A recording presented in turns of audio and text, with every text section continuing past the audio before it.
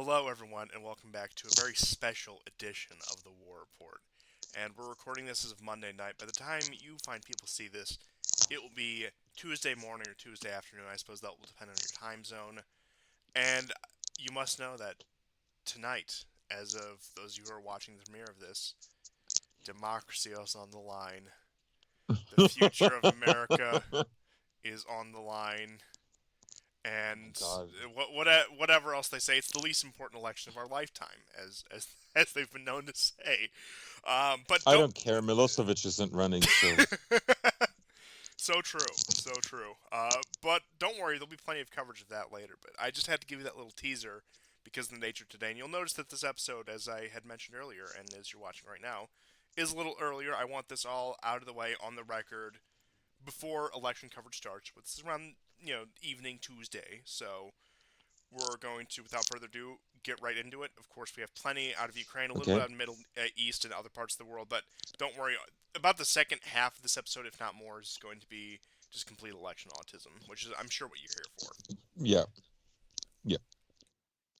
Okay, so we're going to go a little bit unconventional and begin with Kursk, which really has been in a bit of a stalemate. It did pay off for the Ukrainians a few days ago, or rather when Gio was on the show, which was a fun show. Oh, very If I fun. could, I just wanted to address a few things. There was a guy in the chat who was very upset about, the narrative. Um, I mean, if anybody's been a long time listener of our show, like they know that we understand that, historic nations, like they have a genetic continuity. Like, obviously, we know that, right? Maybe he didn't understand. I don't fully understand what he was upset about, No, no. A lot of what he but said was just rephrasing what we've been saying over several years, except angry at us. And once again, no offense to this guy if he's like a new listener, but I mean, also like two Canadians, one of which was born in Europe and spent, I would say, pretty formative years of your life there. But I'll allow you to speak for yourself on that one.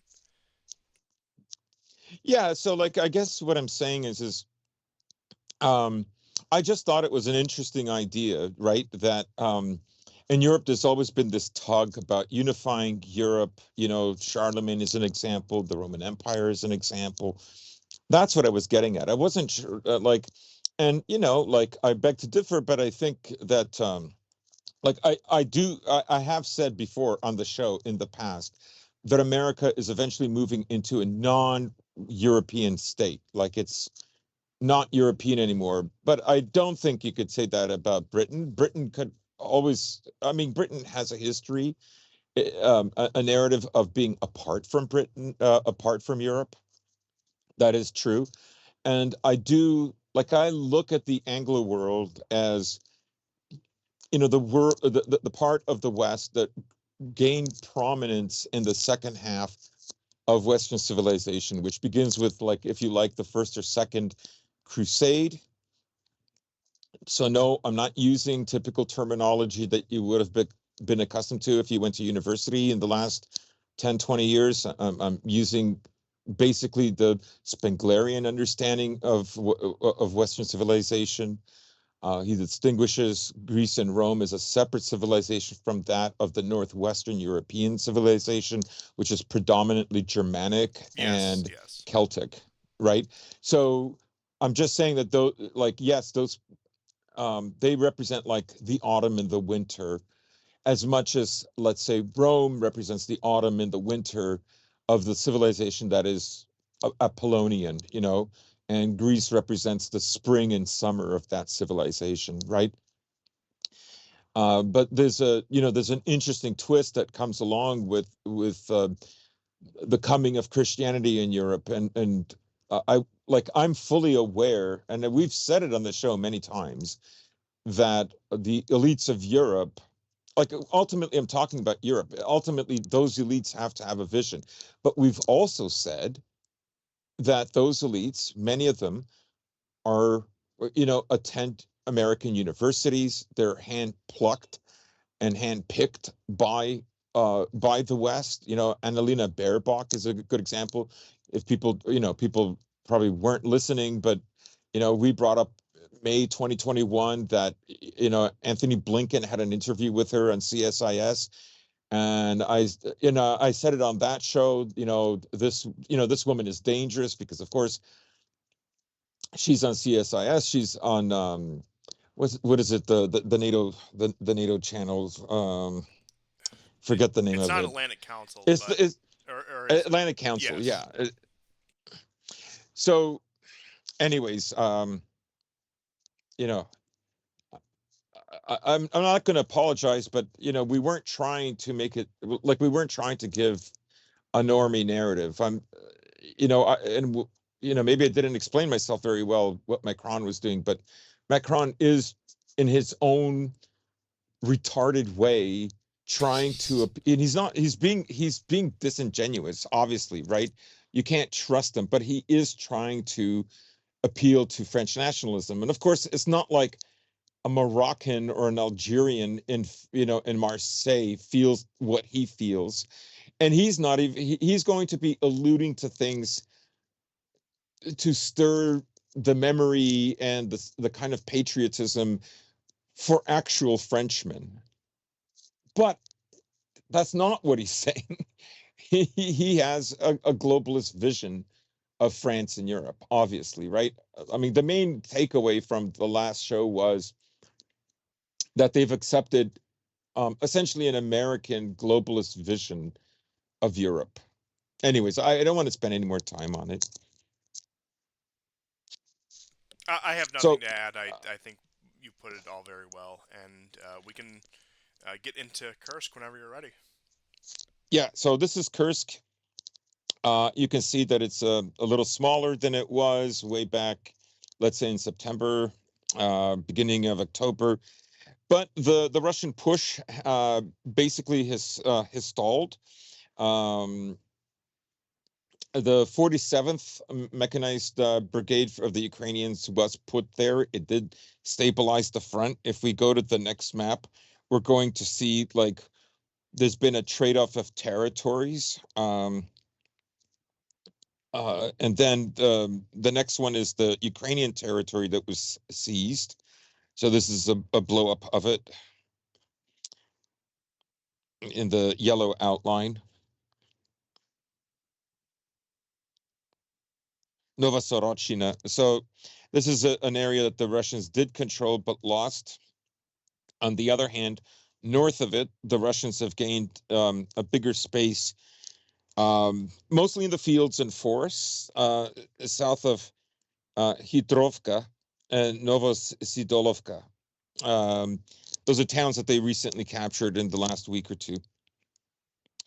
That's it for the Kursk region. The only stories coming out of Kharkov region, that is a total stalemate. There is still positional fighting there, but there was an attack 2 days ago, on a police station in Kursk, and the Russians claimed that about 40 military staff were killed. The police chief was also killed.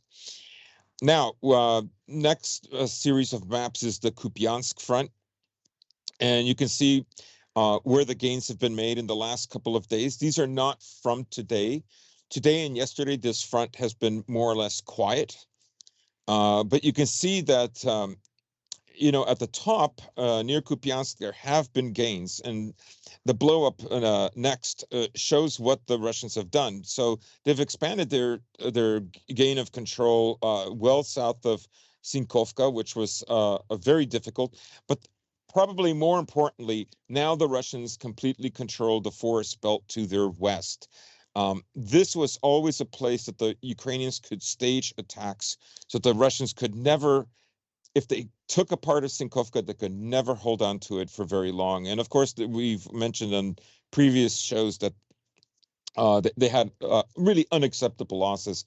And Russian command did fire the general that was responsible for those failed attempts in 2023 and the early part, I believe, of 2024. As you can see in Petropavlovsk, the Russians still have a small toehold on the outskirts. That is stabilized. Um, Next slide. I don't know if you already did the one I just spoke about or not, but people will see the blow up of the area that I'm talking about, Constantine. Okay. Uh, just give me a thumbs up to let me know that it's up. Okay, yeah. So this is south of that area. You can consider this basically the southern front of the Kupiansk front. As you can see, the Russians have reached the Oskal River south of Kupiansk. They have taken over some roads, um, and they've basically cut off this pocket around Kupiansk in the north, which we just looked at, around Sinkovka and Petropavlovsk in the forest, and down here. Um, so just more and more gains there in the last few days. Going further south in a more difficult area, which is not on this map, but it's just south of it around the Kremenaya front. And it's essentially like northeast of Liman. So as you can see here, the Russians have moved into Novosadove. Well, they've moved south of Novosadove and are on the outskirts of Terny. That greenish outline is an outline that the Ukrainians had captured from them, that the Russians recently captured. I believe it was Friday or Saturday. And the next slide is a blow up of it, so you can see a better idea. Um, Again, this is a difficult area because right across this um, water reservoir, uh, now it's probably too close, and the FPV pilots in this area have probably had to move out because the Russians are very close now. Now, for the Russians, their FPV pilots have to go much further back, and a lot of FPVs only have about 5-6 kilometers in terms of range. The Russians do have more sophisticated ones that are like 15, but that's one of the reasons I'm repeating myself, but why this area has been difficult. The next area we're going to look at is the Donetsk Pokrovsk front. So the first one is the overview map. You can see where the gains are happening. The Russians took over Kurakhovka, and now beneath them, again, around this water reservoir, is the town that sounds almost the same as Kurakhove. Kurakhovka is just north of it. And you can see that the Russians have taken another Terracon, a giant earth mound as part of this, basically the buildup of mining. And they've moved slightly west of it. And the next slide is a blow up of it. So the Russians are constantly going to be pushing into this area. Kurakhove has a difficult problem, and I'm just going to put this map. It's going to be way at the bottom, Constantine, and it's a topographical map, and you can see the advantage that the Russians have by occupying the north.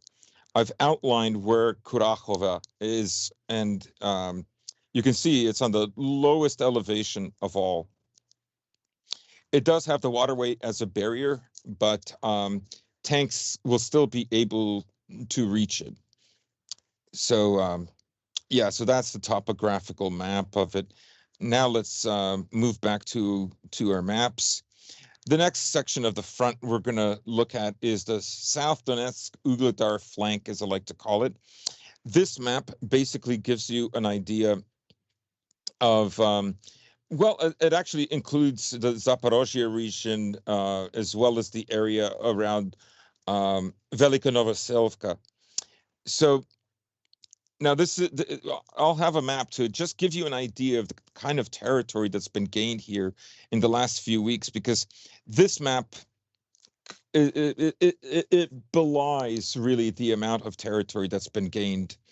So let's go to the next map, which is a slight blow up. And I've circled to the left of it with where Velika Novoselivka is.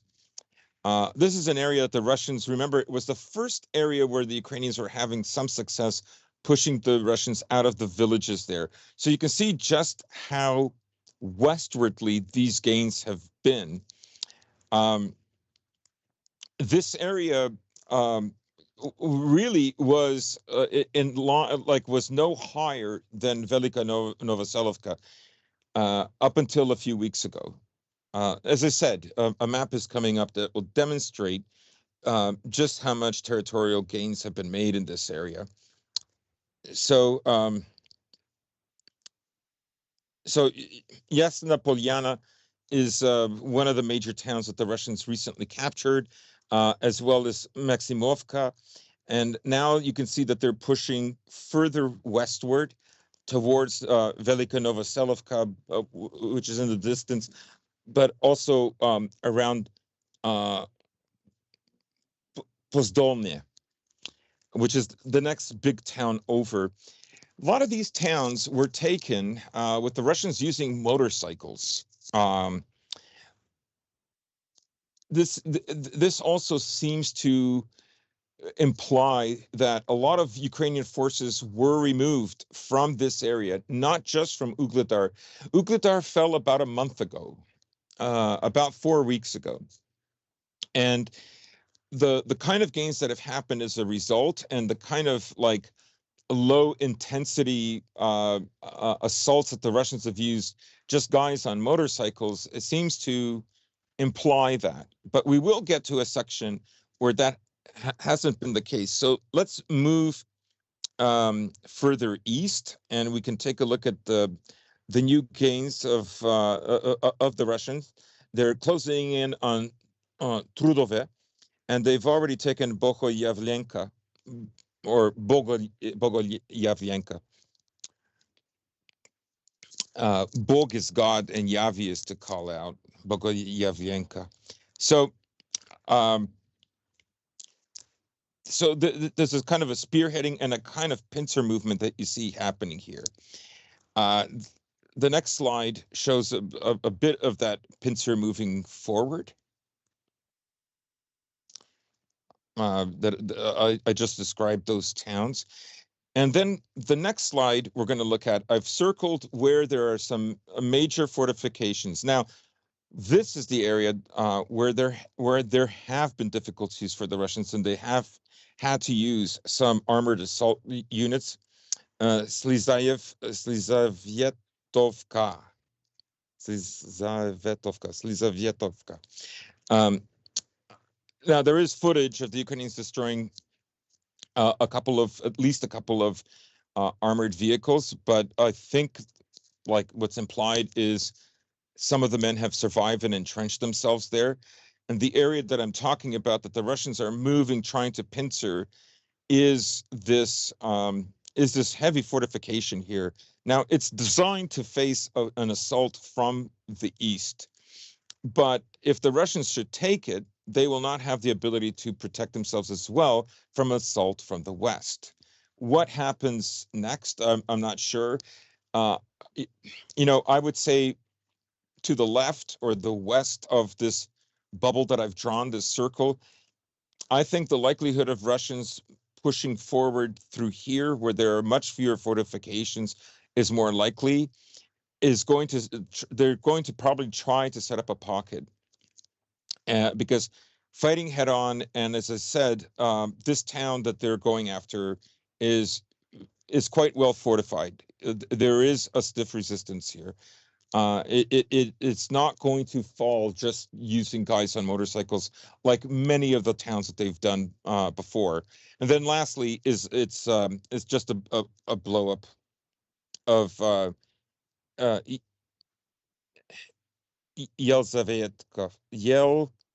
Yelizavetovka. That's a tongue twister. That's a tongue twister. That's even difficult. That's even difficult for me. So let's look at military lands maps. This is also courtesy of Webian. He outlined the gains that the Russians have made in the last, let's say, 4 weeks. You can see in the northern, well, not northern, but in the Donetsk front south of Pokrovsk, this is all the territory that the Russians have gained, which is pretty significant. Um, and then to the south of that, you can see just a massive amount of territory. That little bump, that little red outline beneath the squiggly line at the top, that's Ugladar. None of this was controlled up until, like, I think it was Halloween or a few days before Halloween that Ugladar fell. I'm pretty sure it fell in October, like right at the end of October. So you can see that in roughly 4 weeks, the amount of territory, and this territory is just over 400 square miles, just in these two sectors, right? Which is pretty significant. And if we move down all the way to the bottom, we can see what Bloomberg has published. So this graph shows you the amount of territorial gains from January the 1st to October the 7th. So you can see that the Russians have really started to ramp up their gains. There was the small one in February when Avdiivka fell. Then again, after Ochertina fell, which is the next big spike. But then what you see after that are like, you know, they're surpassing or matching, closely matching, or, you know, parity to what they were gaining in April for virtually all of September and October. So they're doing very well here. And then the next graph shows you a kind of snowballing effect of from October 2023 to now, to October the 10th. So again, territorial gains constantly rising. Everybody has noticed this, not least of which the New York Times. Just before I get into the article, Bloomberg also mentioned that so far, I think, not including the latest territorial gains, which are over 200 square kilometers in the last 4 or 5 days, the Russians have captured 1,124 square miles. So there, I had a graph. I couldn't find it before the show in my notes. However, the gains that we have seen in the last week are the largest since July of 2022. So that's very significant. And just to briefly touch on that New York Times article. So the article is kind of funny. Basically, it's talking about, essentially, is Ukraine going to survive? Like it's a completely mixed message, because on the one hand, they're talking about they're talking about the the Russians making a lot of gains and why that's significant, and at the same time they're saying that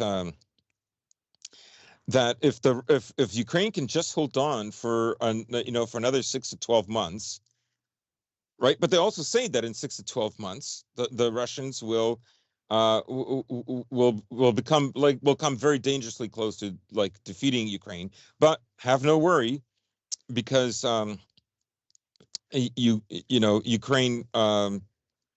Here, I'm going to send you another map. This is slightly outdated. The Russians have more territory now than before. I mean, than what you see on the map here. But this gives you an idea. So basically, what they're saying is at the top of the article, the Russian economy is overheating, terrible losses, Oh, incompetent that one. leadership. Like it's the same diet, massive losses. They're running out of tanks. Ukraine is But losing, but they're somehow. Oh wait, sorry, that's the wrong map. That's the map yeah. from last episode. But Ukraine is losing, but somehow Russia's losing harder. Is always the narrative that they Yeah, go with. Russia is winning. I mean, I guess what they're trying to say is Russia's winning, but ultimately Ukraine will win. Ukraine is losing, but ultimately Ukraine will win. Right? It's this sort of trick that they employ in the wording, and of course that's there to essentially increase the confidence of its readership, and no less to keep confidence in the U.S. Of course, um, and it also has the because double ultimately that's effect of enticing more support because if Ukraine's winning, then simply put it, there's nothing more to do because everything is going right.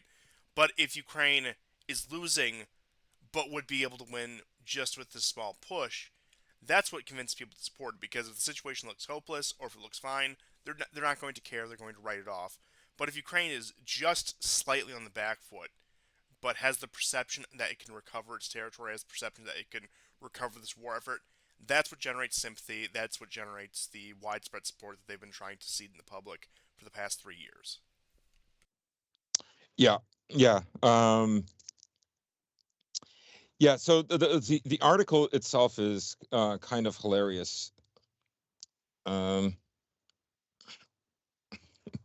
and I'm just reading a story. There's been lots of mercenaries, Georgians, Colombians, all kinds that have been killed recently, and also a Russian neo-Nazi who fled to Lithuania. Oh yeah, so here it is. I'll send it. I'll send you the image. Russia advances U.S. fears Ukraine has entered a grim phase. Right.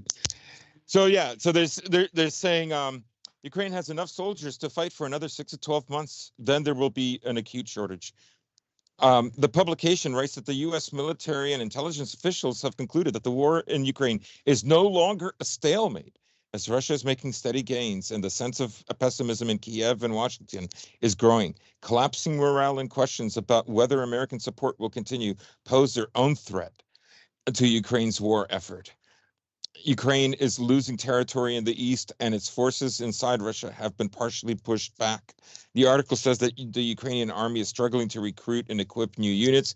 Its death toll in combat is 57,000, which is about half of Russian losses. Like, this is so absurd.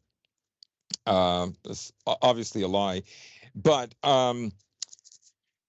yes, but there are parts in the article where, like, especially at the beginning, that it's not mentioned here in the synopsis, that yeah, that Russia's incompetent, but they're pushing forward. Um, yeah, they're going to run out of men in 6 to 12 months, but that's also when the Russian economy is going to overheat, right? And I mean, the Russian economy is not going to overheat. Um, I don't think so. Inflation is high, yes, but so are wages.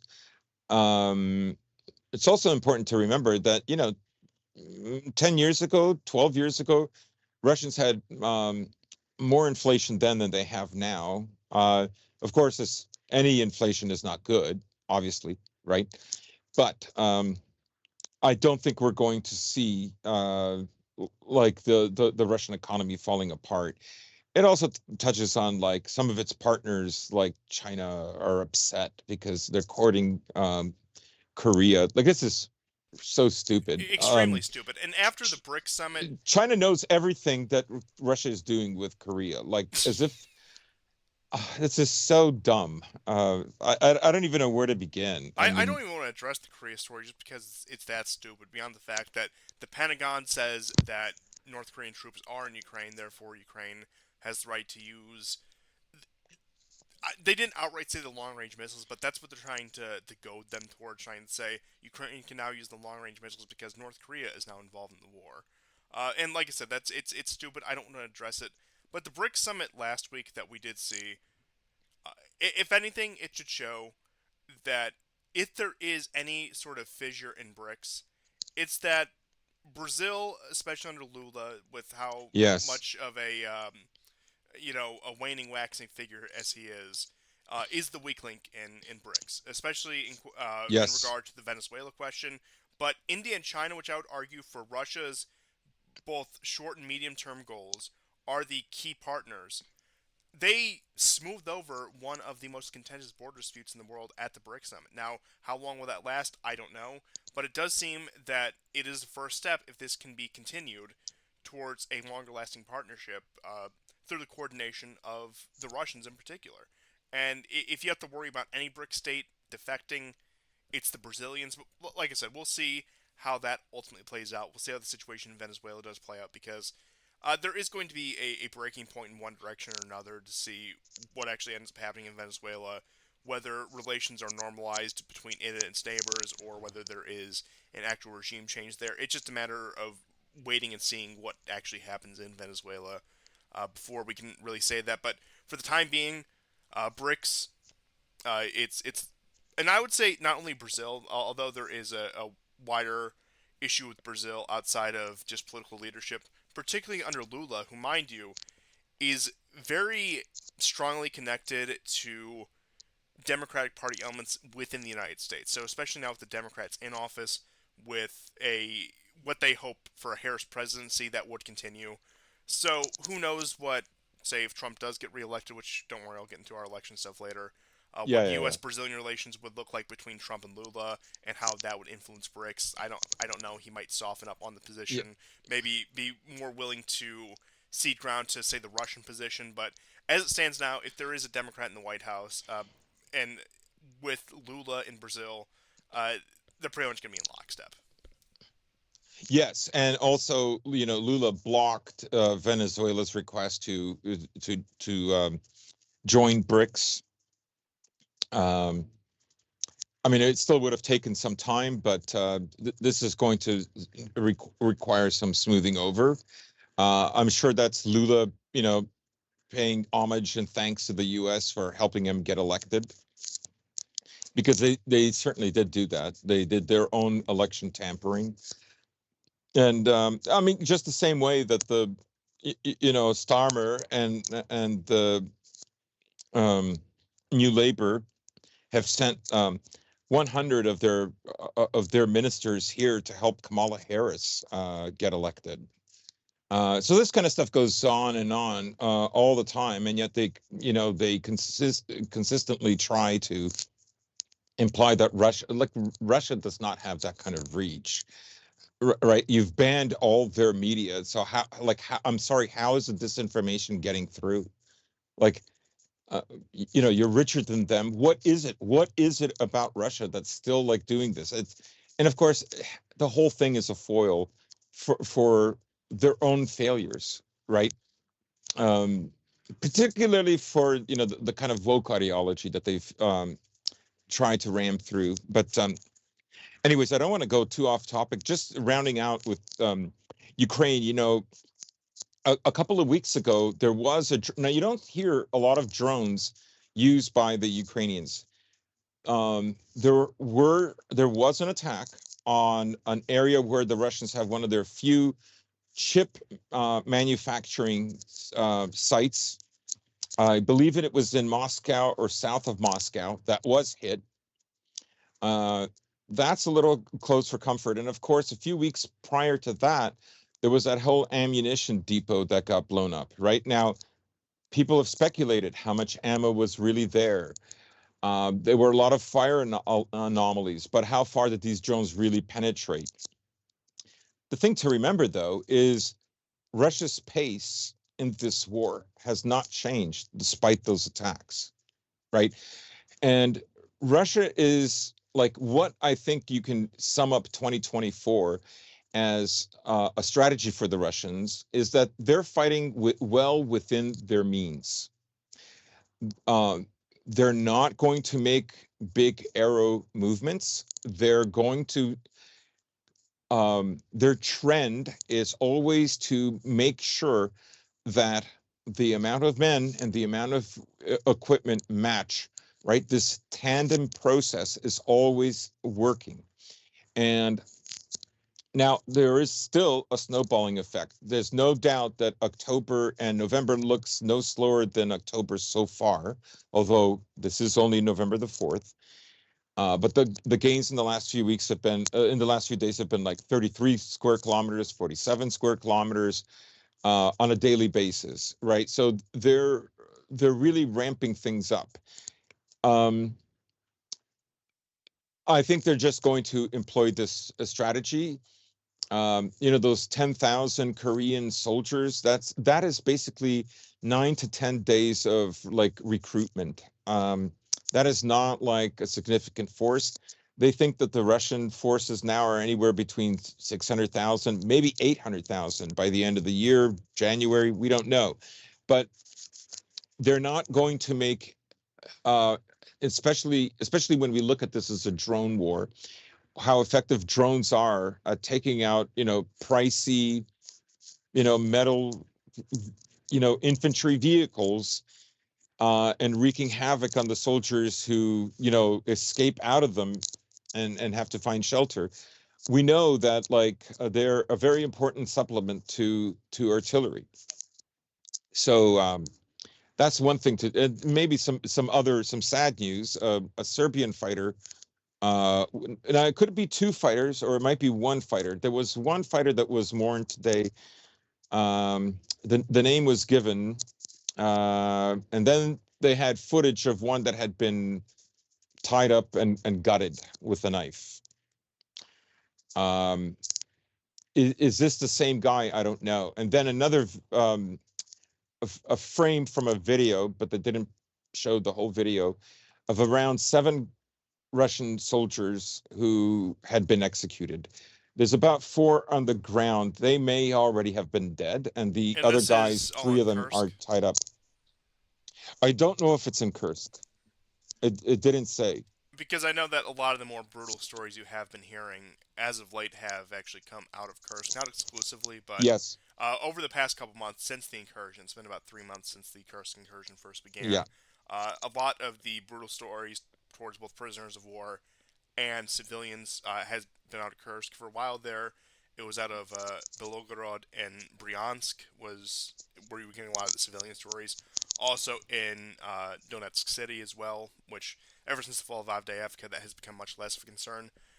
But I did want to bring up, because you were talking about the Russian gains and the pace at which they're fighting, that they are indeed not fighting beyond their means. And I do think one of the biggest elements going forward in this war, and this certainly is not a unique take on my part, but I do think it's an overlooked take when it comes to the analysis of this war, is that we are coming upon winter. And Yeah. if you go back to the missile strikes in March, here I still have those maps on hand, so I'll just show. I'm in March, in August, excuse me, late summer. Uh, of the massive waves of missile strikes that happened on August 26th, right here, all across the country, in broad daylight, with virtually no air defense being able to counter these, targeted in large part towards energy infrastructure. As Ukraine moves into the winter, how much is it even going to be able to function as a country just on an infrastructural level? It clearly we have seen that Ukrainian air defenses are not up to the task, and even with all the Western aid, even with all the Western weapons, it still has not been enough. The F-16s were not the war-winning machines they said they were going to be. In fact, they've been quite a failure. As a matter of fact, if you look at some of the facts just on the battlefield in Ukraine. But I want you to just look at this map once again. Just with zero impunity across Ukraine, major cities, they could hit anywhere in the country. The only place they didn't hit was Uzhgorod, which is the furthest west extremity bordering Hungary. And I suppose Sumy right there, but once again, you do have to account for the situation in Kursk and Russian ability to fight. But point being is, all of the territory in Ukraine still controlled by the Ukrainians, as you can see on this map right here, was hit. Kiev was hammered. Even parts of Western Ukraine, which had been hardly touched from the war, like Rovno and Lutsk and Ternopil, even they were getting hammered during that strike. And I don't think it's unreasonable to think that, yes, the Russians certainly still do have this capability. That wasn't all of their missiles in one desperate strike, as some might have you believe. And will we see, if this war does not start to move towards maybe a ceasefire phase, if you will we see this outcome play out where the energy infrastructure, either from previous damage or from potential future damage from a Russian strike that could happen really any time, leads to a complete breakdown of just civil society in Ukraine, because the most basic infrastructure breaks down and we see even more of a mass exodus from the country than we already do see. It was actually Viktor Kolovenko who was talking about this on. Let me see what day that was. That was actually yesterday, I believe. Uh, who was saying that quote unquote ghost towns might appear in Ukraine this winter, saying that in cities such as Zaporozhye and Kharkov, people may just leave in massive numbers because of lack of services, lack of public amenities, and I don't think that's an unreasonable prediction to look forward to in the next 3 months, especially with the course of the election that's going to happen as the time of you're listening of this later today, and who knows how long it'll take to actually count the results. But we should know, of course, before winter really sets in, and the administration's new policy on Ukraine, because even Harris, you can point to what she has said, but realistically, public, I shouldn't even say public, regime favor is turning against Ukraine, and they are not going to be able to sustain this war effort. Everyone is starting to slowly cut their losses. We see this across Europe, particularly in Germany. Everyone is slowly trying to back out. The Poles are still trying to cling on to this war effort, except offering the Ukrainians weapons on credit. You did see Sikorsky and Tusk alluding towards that. And you have Zelensky in his, I guess you could say, final stages of meltdown, demanding that number one, the Tomahawk missiles, and number two, all the talks about how quote unquote dangerous Ukraine will be if it's spurned by the West, if they feel stabbed in the back. Who knows what these Ukrainians will do after the war? And they're already gearing up for that narrative. And Yes, yes, and, just tangentially to what you were saying just moments ago, I want to bring up that for the last couple of days, Russians have sent geranium drones, the Gerans, and they're flying, buzzing around Kiev. Basically, what they're trying to do is employ air defenses. And if the air defenses don't shoot them down, which would, of course, deplete them, then the geranium is going to find a site and hit it. Right? So they have to absorb the hit, they have to deal with it. Um, the other story that has come out in relation to this is there's a woman by the name of Maria Begalia. I forget her last name, but she had a story that Bezuglaya, pilots, yes, Bezaglaya. She had a story that the pilots that are supposed to be flying the MiGs and the F-16s and so on are now being sent to the front. Right? This is obviously not something that Zelensky wants to hear. Like, and he wouldn't be the only one. A lot of Ukrainians do not want to hear this, both civilian and military. To say nothing of the political class, right? Whether they're in Zelensky's administration or not. Anyways, but someone who has echoed what she has said is basically the commander in chief of the Air Force, the Air Force General Ignat, and he has said that indeed she is right. And this is kind of interesting, right? Like, why is she allowed to, do all these Arestovich bylines, right? Daily on, I don't know if she's on Twitter, but I've seen them on Telegram and, going for the in front various lines and Ukrainian everything. newspapers. And I think she was in Vuhledar, it was showing that this was the last defensive line before the Dnieper. And it seems the Ukrainians have built more fortifications since then, but given the track record of we've seen of the Ukrainians building fortifications, especially under wartime conditions, you do have to wonder the quality of those, you do have to wonder the extent of those, and how well they'll actually hold when push comes to shove. Hmm. By the way, those you were right. Those soldiers that the Ukrainians murdered, the ones that were captured, that was in Kursk. I just assume based on the nature of the story because that's where you're getting Yeah, all these stories in the past 3 months. I have seen footage of Ukrainian corpses that have been lying in parts of Kursk since August. So there must be a lot of sense of vengeance on the Ukrainian side. I mean, part of the reason to do these heartless acts basically is to dissuade Russians from going in and fighting. But really, Kursk has cost them so much. This was such a stupid idea in many ways. May I be as bold as to say that Kursk has cost them the war? Not that it was going too well for them before, but I think this seals it. Yeah, It's just a matter of uh, how rather than when. yeah. I think the failed summer offensive in 2023, like that wasn't just failed. The Russians really, really clobbered the Ukrainians, and I think that might have been the turning point. Ukraine has not had the ability to gain huge territory ever since then.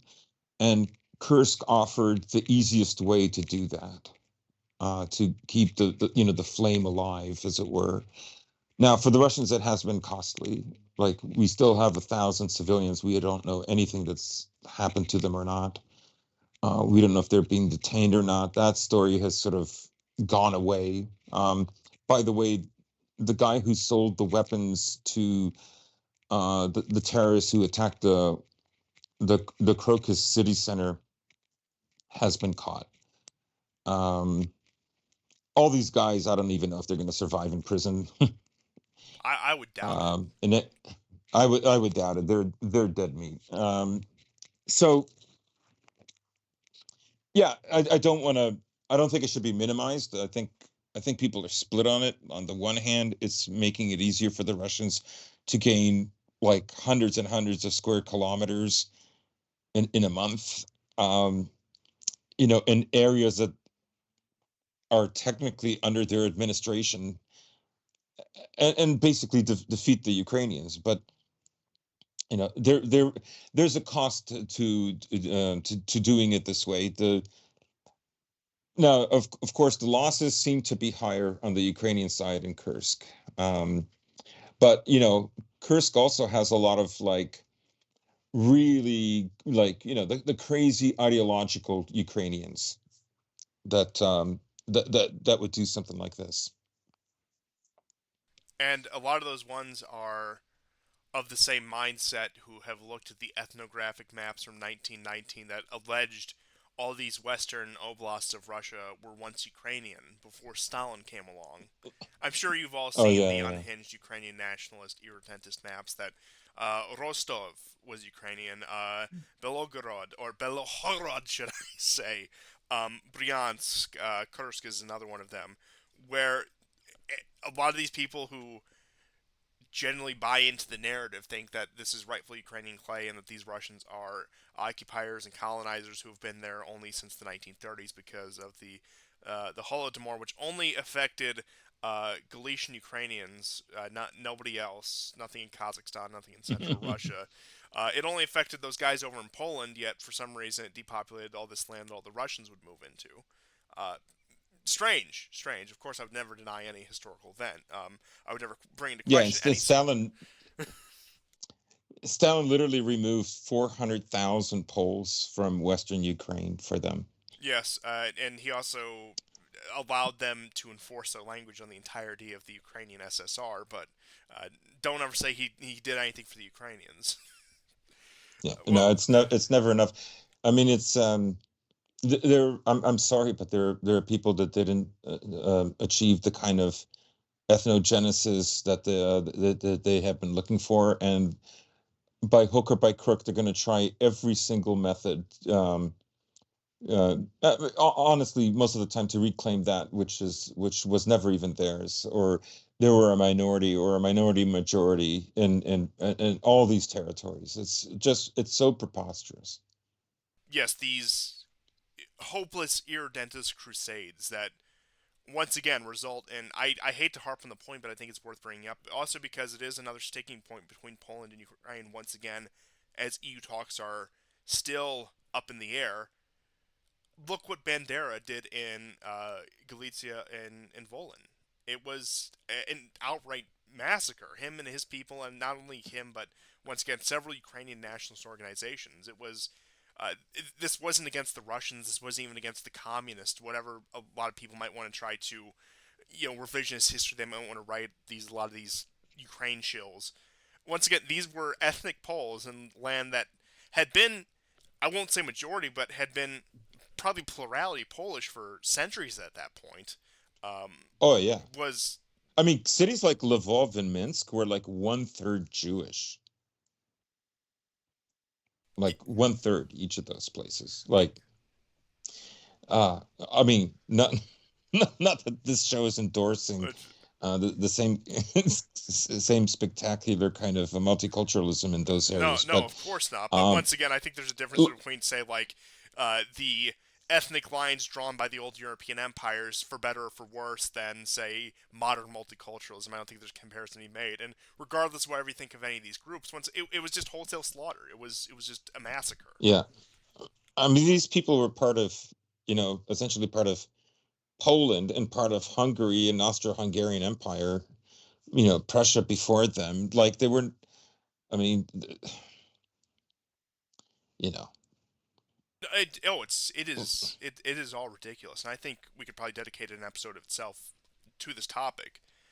But mhm. I'm getting too far off on the Ukrainian nationalism diatribe. But the reason I did bring that up is because, once again, the Poles, and maybe this is just their excuse because it's a convenient excuse, are bringing up this issue once again. Kind of like what Hungary does with the language issue. And I'm not saying that they don't care about their co-ethnics in Ukraine, but it is a very popular wedge, for example, when Orban doesn't want to increase aid to Ukraine, that he can bring these up and he can say, well, why should we support this country? And I'm not saying that he would if Zelensky all of a sudden gave some caveat to ethnic Hungarians for the language law or whatever. But point being is, uh, I do think that yes, these issues are genuine, and many of the people, even many of the politicians who talk about them, do actually care about them. But at the same time, they also are a political tool that is useful to put distance between whatever EU nation and Ukraine, because Ukraine is an anchor around everyone's neck as it stands right now. Mhm. But with that being said, I did send you a link to a brief BBC article. It's a few messages up that I do want to go over because it does talk about the U.S. elections and within the context of Ukraine. So I'm probably just going to skim through it, pick up bits and pieces. I might end up reading through the whole thing, but I did think it was worth covering, so I'll go ahead and actually get that pulled up right Yeah, now. go ahead. Yeah, I sent that link to you in Telegram if you can see it. Yeah, the one So that's under archive. yeah, it's the U.S. archive election website. weighs on Ukraine's frontline soldiers. Yes. Hmm. So I will go ahead and actually get that ready right here. So to begin, as she sweeps up broken glass outside her shop, Ina knows her country's future is in the hands of Americans voting more than 5,000 miles away. Something about European security shouldn't be in the hands of Wisconsin voters, or whatever nonsense France's European minister was saying. Uh, we hope that the woman, Kamala Harris, will win and support us. A Russian bomb has shattered her window shop, a common occurrence in the city of Zaporozhye, the bastardized Ukrainian spelling you can see right there. There's a 10-meter, 32-foot wide crater in the middle of the road. Of course, we are worried about the outcome of the election, she adds. We want to defeat the enemy. For Ukraine to have a remote chance of winning, it needs the help of the U.S. It was here for 2023 on the southeastern part of the front line, where Ukraine launched a counteroffensive in hope it would force out the Russian invaders. The 2023 counteroffensive, who could forget? Instead, there's little to no progress. Ukraine's ambitions have switched to survival. Missiles and glide bombs slam into towns and cities daily, and its soldiers weather constant Russian attacks.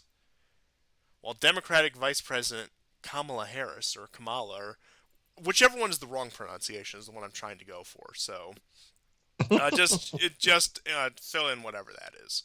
Which is the reason I call her by her last name. I refuse to do this cutesy, first name. I'm your best friend, and you can call me by my first name, even though I'm the president. It's Harris, okay? It's Harris, but that's a rant for a different time. Has suggested military aid would continue if she emerged the victor. Her powers could be constrained by a Republican-run Congress, and the pipeline of military support, which so far totals more than 50 billion, is looking less likely to be sustained under a second term for Donald Trump. I'll believe it when I see it, but I digress.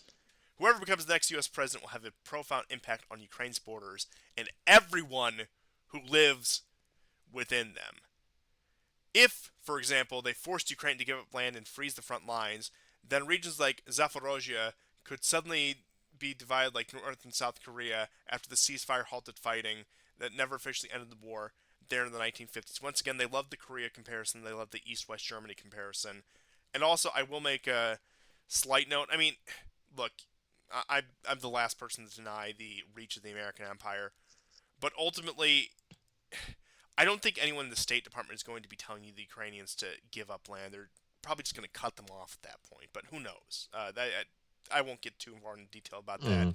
until we actually see who the next president is going to be, and then we can speculate on that. We can speculate on potential Secretary of State picks, Pentagon picks, whatever, to actually look into what the quote unquote future of Ukraine might be for a quote unquote peace plan. Because, look, I know I just had put out that video explaining my case for Trump. But that being said, I'm still extremely skeptical of him. I still think there's plenty that could go wrong under him. Don't get me wrong. But like I said, I will save that until we actually have confirmation of who wins and who's going to assume office in January before I get too far down that rabbit hole. So Trump had said he would work something out to settle the war and suggested Ukraine might have to give up some land. The second U.S. option would be to pull its support completely, which would mean over time that the Russian forces could eventually engulf the entire region and even more of Ukraine beyond it. The third scenario is Ukraine completely liberating its occupied territories, looking less and less likely. It's the lack of battlefield progress that has made the merits of supporting Ukraine troops like Andrei increasingly up for What debate progress? There's across the literally not been Atlantic. any progress. Well, yeah, it's the lack of battlefield progress that that's or do they mean the lack of Russian progress? Who knows? How are they trying to spin this? He's in charge of his unit's U.S.-made armored vehicles on the front line.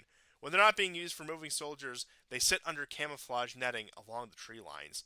If aid stops or slows, the burden will fall on the shoulders of the infantry. Look at Ukraine's casualties already. Look, you can look at this. Even the speculated 57,000. In any war, when does it not fall on the shoulders of the infantry? What's that mean? Um, Hmm. we'll Hmm. fight with what we have, but everyone knows Ukraine can't do it on its own. Of course it can't. This entire war was a fool's errand from the start. But Andrei and his fellow Ukrainians are nervously waiting the U.S. vote on the 5th of November. The uncertainty is stifling battlefield ambition, frustrating political efforts to secure more help. Remember a couple days after the Trump assassination attempt, the first one, I think it was either Azov or IDAR battalion guys, one of those kind of units that burned the effigy of Trump. Yes. I thought it happened before. Or did They burned the effigy before the assassination. wait? Yeah, that's right. It was It like was it was like a day before the assassination attempt happened, and then it all got reported on the day after the assassination attempt. That was the He's timeline. dead, Peter Trump. And then they light him on fire. It's so utterly Well, lame. to be Oh my fair, at god. that point, look, July 12th, 13th, 14th, they were still supporting a white man. Okay, Biden was still in the race. So yeah, okay, that's one. That's one thing. We'll see how attitudes have changed. Uh, Western allies often look to America's example in deciding how or whether to support Kiev's war effort. When we hear one candidate who's willing to help us is leading the polls, it is upsetting and frustrating, says Andre, but we're not going anywhere. Amidst the autumnal farmland, the soldiers are keen to demonstrate that the American kit they use, drones, grenade launchers, and mounted machine guns, all they say are far superior than Soviet era alternatives. Whether it's Whew, through thank Ukraine's goodness. natural resources or business ventures, President with expired term Zelensky is also trying to pitch his country as an investment opportunity to his allies. Drone pilot Serhiy, you gotta love what they do with these names, explains I how know. they can give direct feedback to Western manufacturers. Yeah, I'll say, I don't want to use the word fun, but an interesting part of doing the show, even from, let's just say, the perspective that we do, because there's other anti Ukrainian and pro Russian commentators out there, but a lot of them don't go through the effort of either intentionally botching or not using the Ukrainian names, which I can appreciate their work. Hmm. It's good enough work, but there's a certain level of satisfaction I take either by using the proper pronunciations or by butchering it beyond belief. I'll just put it that way. But I'm getting very far off topic here, so I will continue. Uh, we have an online chat with them and make suggestions, he said with the grin. Improvements are already happening. As demonstrated with drone manufacturing, the war in Ukraine is forcing innovation domestically. It's allowing Western companies to test their products in an active war zone. The outgoing Biden administration has recently pledged another $800 million, a pittance compared to what they had before, in military aid to Ukraine. This includes weapons and vehicles. Billions of dollars in Western aid have also driven reforms in some areas of government. Kyiv wants to show its horse worth backing. Show it's a horse worth backing. The question is whether these advances will be eclipsed by a conflict increasingly going Russia's way. With an army We'll typically never know. with an army typically only being as strong as society, we have to meet someone who experienced Russian brutality firsthand. Lubiev's daughter and grandchildren fled to the U.S. at the start of the full-scale invasion. We met her at the frontline village of uh, Komishuvacha. Komishuvacha. Komishuvacha. Komishuvacha. After the invading troops had destroyed her home.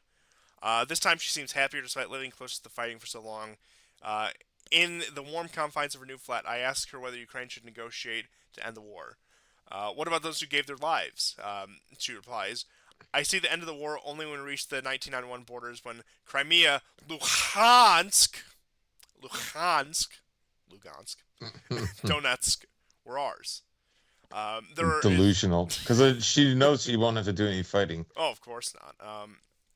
Nor will anyone she's directly related to. Once again, said that her family had all gone abroad. Which, look, frankly, on a personal level, Must be nice. I don't blame them. But you look at these people talk out of two sides of their mouths, and there's actually some anecdotes later in this article that I'm going to get into, which is the reason I even brought this up in the first place. So to continue on where we were. There's almost endless coverage of the U.S. election on Ukrainian news programs, with war projections based on the potential winner. Kamala Harris undoubtedly seen as Ukraine's preferred candidate. You know what Ukraine and Kamala Harris have in common?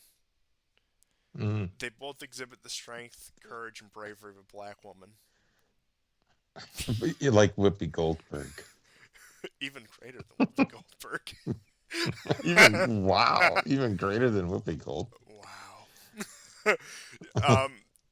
Kamala Harris undoubtedly sees Ukraine's preferred candidate, and journalists are trying to combat Russian disinformation against her. What? She's also Russia's preferred candidate. Where is this Russian disinformation? Like, it's everywhere. Who? How? Arguably this program is Russian disinformation. Oh no, they're gonna come for us now. But to continue, the good picture of Trump and Zelensky next to each other. That was funny. But across Ukraine's south and east, we're finding a growing number of people who want the war to end immediately and see Donald Trump presidency as the best chance for bringing respite. So, like I said, this is actually the reason I wanted to get into it, because they actually did get into a bit more of the divide in Ukraine than these articles typically give you, because they typically give you a bunch of stories, like what you just read with that one woman who is saying that we must retake the 1991 borders. We spoke to many of these people around the embattled eastern town of Pokrovsk, where Russian forces are inching closer.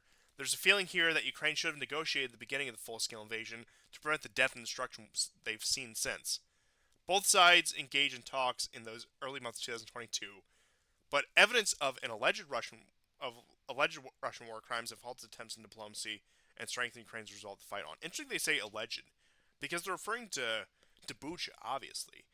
They're calling it alleged because they know there was no Oh yeah, of course. Yeah, the civilians were killed, and I mean, in and of themselves, if they were just killed, maybe for being informants or whatever, yeah, that's a war crime. But the Ukrainian forces that moved in definitely killed civilians who were looked at as collaborators. Yeah, but I find that and trying to parse out who killed which side kills civilians. In all likelihood, they both did. But there's literally no talk of the dozens of people that the Ukrainians killed. No, not at all. And yep, you listen to a lot of the interviews with In Arestovich. Buchas. Yeah, is Bucha is what he brought up why the Istanbul Accords the Ukrainians allegedly pulled out of Oh, them. Um, that was all BS. oh, of course, and I remember when you would actually get banned for bringing it up in any sort of Yeah. alternative matter. But now you have the BBC itself calling it alleged. So you can see how Hmm. things have shifted Hmm. just in the course of just 2.5 years here. So to continue, death is not worth territory, one woman put it. We have to stop the war, and Trump is the person who knows how to do that. I mean, once it, understandable sentiment, I suppose you got to take what you can get in situations like that. And like I said, I don't necessarily fault these people on this end for thinking that Trump might have an alternative, but like I said, we'll just have to wait and see, especially what Trump's State Department looks like, because I think that's going to be the big determinant. If Pompeo comes back, I can hope for nothing but I can expect nothing but status quo. Hope for better, but really can't say much. But that's aside the point for the time being at least. But I once again I do think it's interesting that although the other woman they talked to was from Zaporozhye, when you have somewhere like Pokrovsk, which is much closer to the front line, and you're talking to these people, uh, they express the view that I think is probably pretty common throughout this region of Ukraine, which is this war should have never happened. We're not dying for Kiev. We're not dying for Zelensky. We're not dying for the people in Lvov who think we're all dogs anyway. But to continue, 11 years of Russian aggression is enough for some. For politicians, Ukraine's parliament is not an openly shared sentiment. While there is still cross-party support to keep fighting, President Zelensky's quote-unquote victory plan has been criticized for not having a clear timeline. As for Lyubov, she certainly wasn't going to voice her preference on who should win the White House. I would like a true friend of Ukraine to win, who will continue to support us. But who is going to be, I can't tell you. As much as admire Lyubuov's inner steel, she reflects an increasingly popular and comfortable contradiction, a desire for Russia's defeat while also wanting the bloodshed to end as soon as possible. The pendulum is swinging between U.S. interventionism and isolationism is closely watched and it felt in Ukraine. Ever since it voted overwhelmingly to be an independent country in 1991, during the collapse of the Soviet Union, Ukraine has had to fight for its sovereignty. The founding itself on the edge of geopolitical tectonic plate, trying to align itself with the West as Russia pulls it the other way. Moscow's full-scale invasion meant Ukraine needs the helping hand of America to stop it from being torn apart. So that is our article on Y- Ukraine from the y- y- you, BBC. But do go ahead. y- y- yes, I was going to say that, and this will, I think, dovetail nicely in what is kind of omitted and a little bit hinted at in that article, and that is, it has come to, God, you just have to post this for the Koreans. I'm gonna send it to you now. It's just too good. I love this shit. Oh no. When you for the people who are wondering about the Koreans, yes, they have found many dead Koreans, and why don't you show them some? So this is hilarious. So there was a U.S. citizen who was extracted from Ukraine. Daniel Martindale explains how he managed to infiltrate the Ukrainian army in Donetsk, Ukraine, with the help of Telegram contacts. Thanks Russian forces for a daring operation, risking their lives to bring him home, to bring him safely to Moscow. Martindale had been active in Ukrainian-held territories since February 11th, 2022, transmitting coordinates which helped with precision missile strikes on Ukrainian military facilities and valuable intel on Kiev's forces to Moscow. DPR Defense Headquarters praised him for playing a key role in preparing an assault on the town of Bogoyavlenka in Ugledar, in the Ugledar region. I remember today on the Frontline news, I mentioned that town, granting him political asylum, et cetera, et cetera. So in this interview, he talks because he's interviewed on Russian television. He does not speak Russian, but he was interviewed on Russian television nonetheless. I mean, I never saw him speak Russian, so maybe he does, but not in any of the footage I've seen. In any case, So he talks about how he said, I lived as a spy, obviously, but so did the people. We all had to put on a face of patriotism in order to avoid detection and and probably death.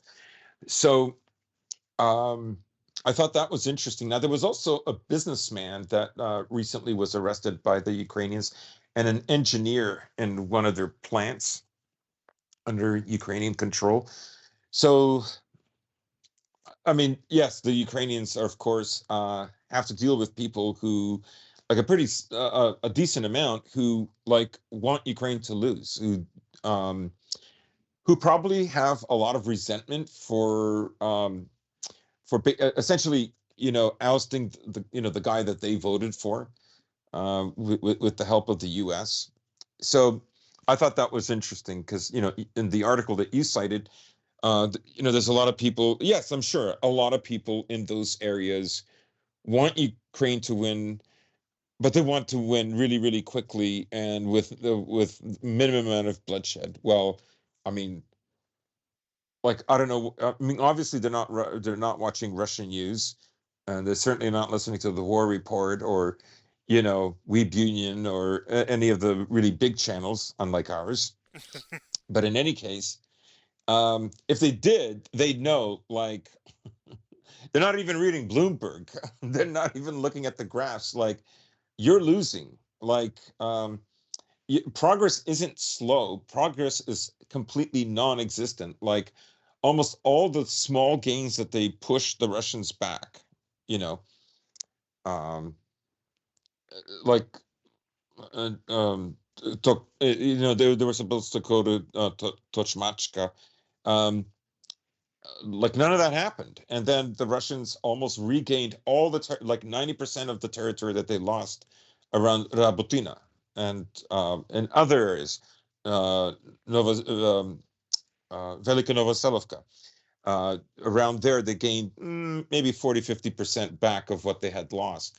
But there's, like, the only movement that's happening on the southern line is the Russians, which have taken like over 300 square kilometers in this area, since during the time of the fall of Vuhledar. Because remember, a lot of the gains they made also happened before Vuhledar, but now after it's snowballed. So like these, I don't,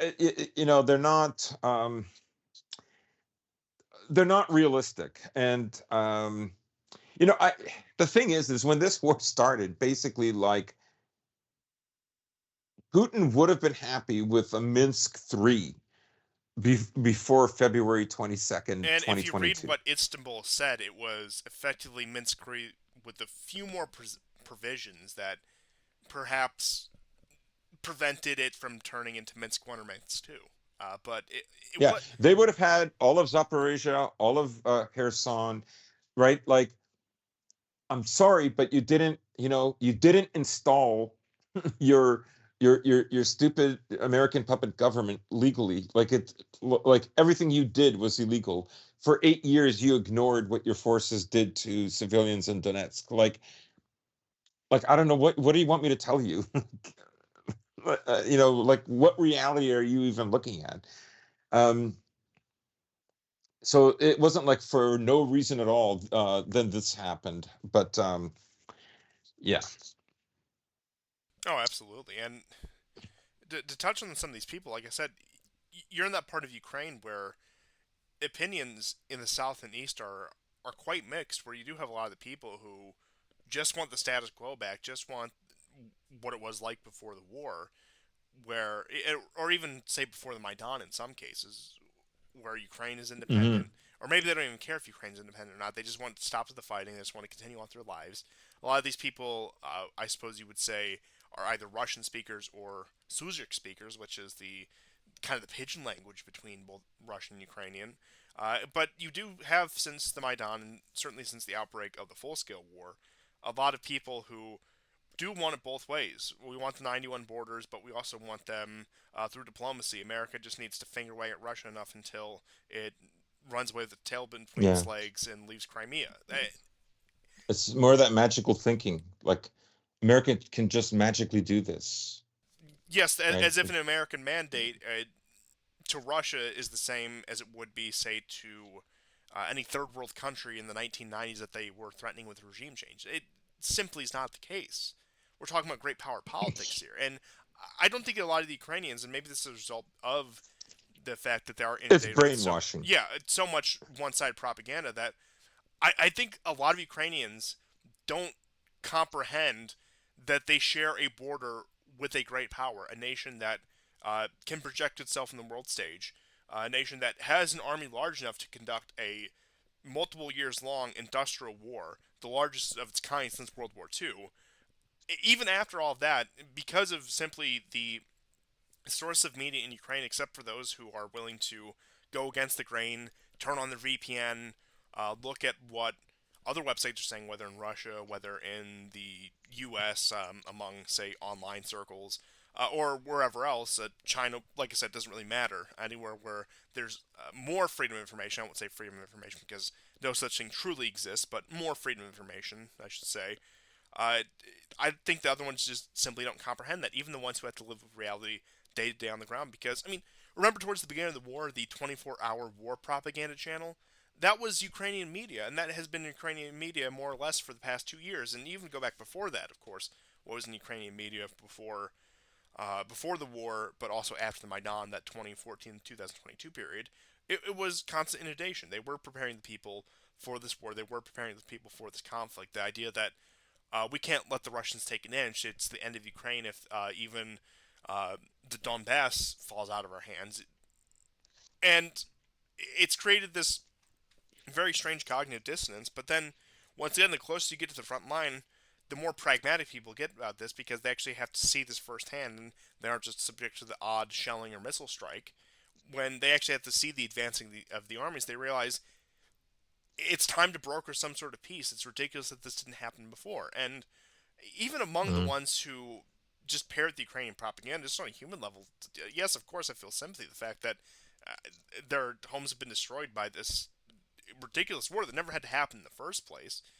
But once again, you can't even tell these people to snap out of it because like there's so few options for it at this point, and that at that point it's incumbent on people like Zelensky and his government, and of course his handlers, to bring this to some sort of close. Otherwise, this will continue, this will intensify, and this could arguably spill over into something far worse than we've seen in several decades. Yeah, just two small asides for Ukraine, and maybe then we can talk a little bit about the Romanian election and a little bit of news from Georgia. Oh yes, But I like how you recognize that um, Moldova, yes, is rightfully Romanian clay, but it's aside the point. yeah. So Maria Zakharova made a statement on November the 2nd that the Russian Defense Ministry offered to hand over 935 Ukrainian prisoners of war. Kiev agreed to only take 279. The reason for this, apparently, is that Kiev authorities are primarily taking prisoners of war back only from extremist units and foreign mercenaries. Interesting. I know that there were several mercenaries that have been killed recently, including Georgians, Americans, two Canadians. Um, anyways, but you read the New York. I'm sorry, you read was that a Guardian article or a Times article of London? That was BBC. The one that you. That sorry, that was BBC. Yes. This is a New York Times article. Zelensky exhausted, stressed, and worried about Ukrainian military failures on the front. In Ukraine, morale is eroding in the face of Russia's advance and fears that Western support and the flow of supplies are running out and ahead of the U.S. election, which could hurt support for Kiev if Trump wins, the New York Times writes. So you see a lot of a lot of this kind of news when you look at the kind of statements that what was her name, Maria Bezuglaya. Bezaglaya, like you have to like what's their purpose? Why are they allowed to talk the way Arestovich was talking? Arestovich essentially had to kind of like after 6 months of not shutting up after he lost his position in the office of the president as an advisor, he basically had to skip town because I mean, I think there were nationalists who were willing to kill him. Oh, But absolutely. now she is allowed to talk, and they're not allowed to touch her, right? And that to me says the Americans want her to talk. And it's even strange because I believe it was back in July, even maybe even August, that she was saying she was the one who made those comments about a general's cabal plotting to take over Ukraine and end the war, including Zaluzhny, Syrskyi, etc., that they were plotting against Zelensky. So, once again, who her handlers are, I have no doubt that this comes from Washington or one of its affiliates, one of its proxies. But she she's able to go against the grain because there is something in place that is protecting, like you had said.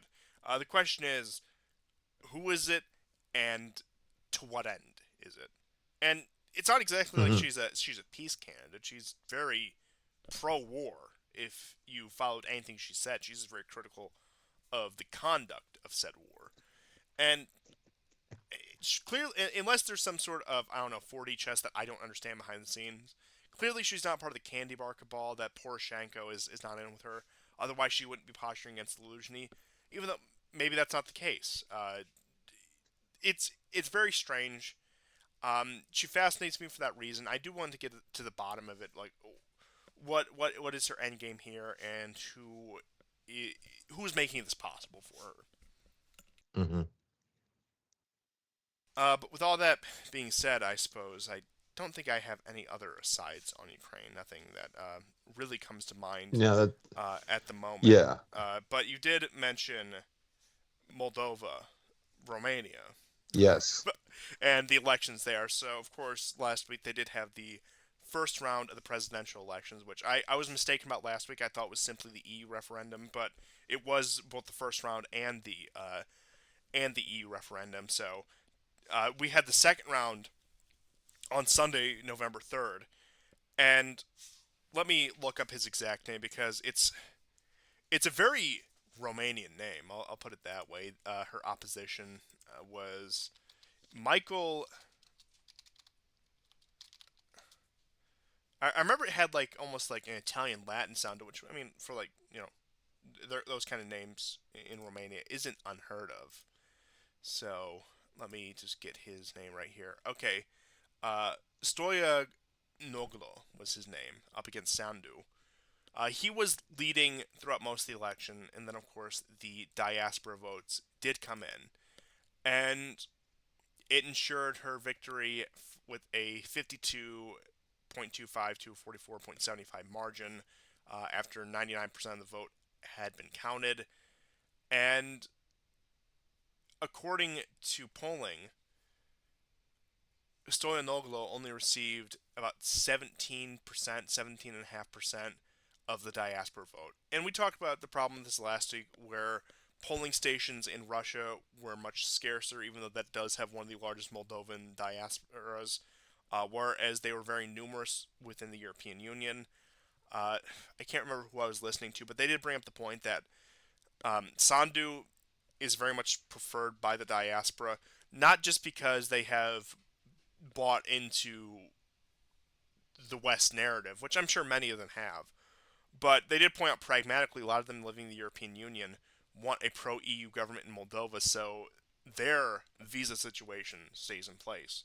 So these people more or less feel compelled to vote for Sandu. But as we saw with the disproportionate amount of polling stations among diaspora, where at least in raw number, Russia has much more than say Italy, even though the Italians had more polling places for these diaspora, and they came in and they secured the vote for it. And I do think that under any realistic circumstance, this could be considered, yes, um, I, it could be considered fraudulent because if they're going to concede the idea that the diaspora, those living outside the country, should have a say, they are deliberately depriving once again their largest diaspora simply because of their nation they're living in. Because yes, that is going to inform their political views. That is going to inform who they're going to vote for.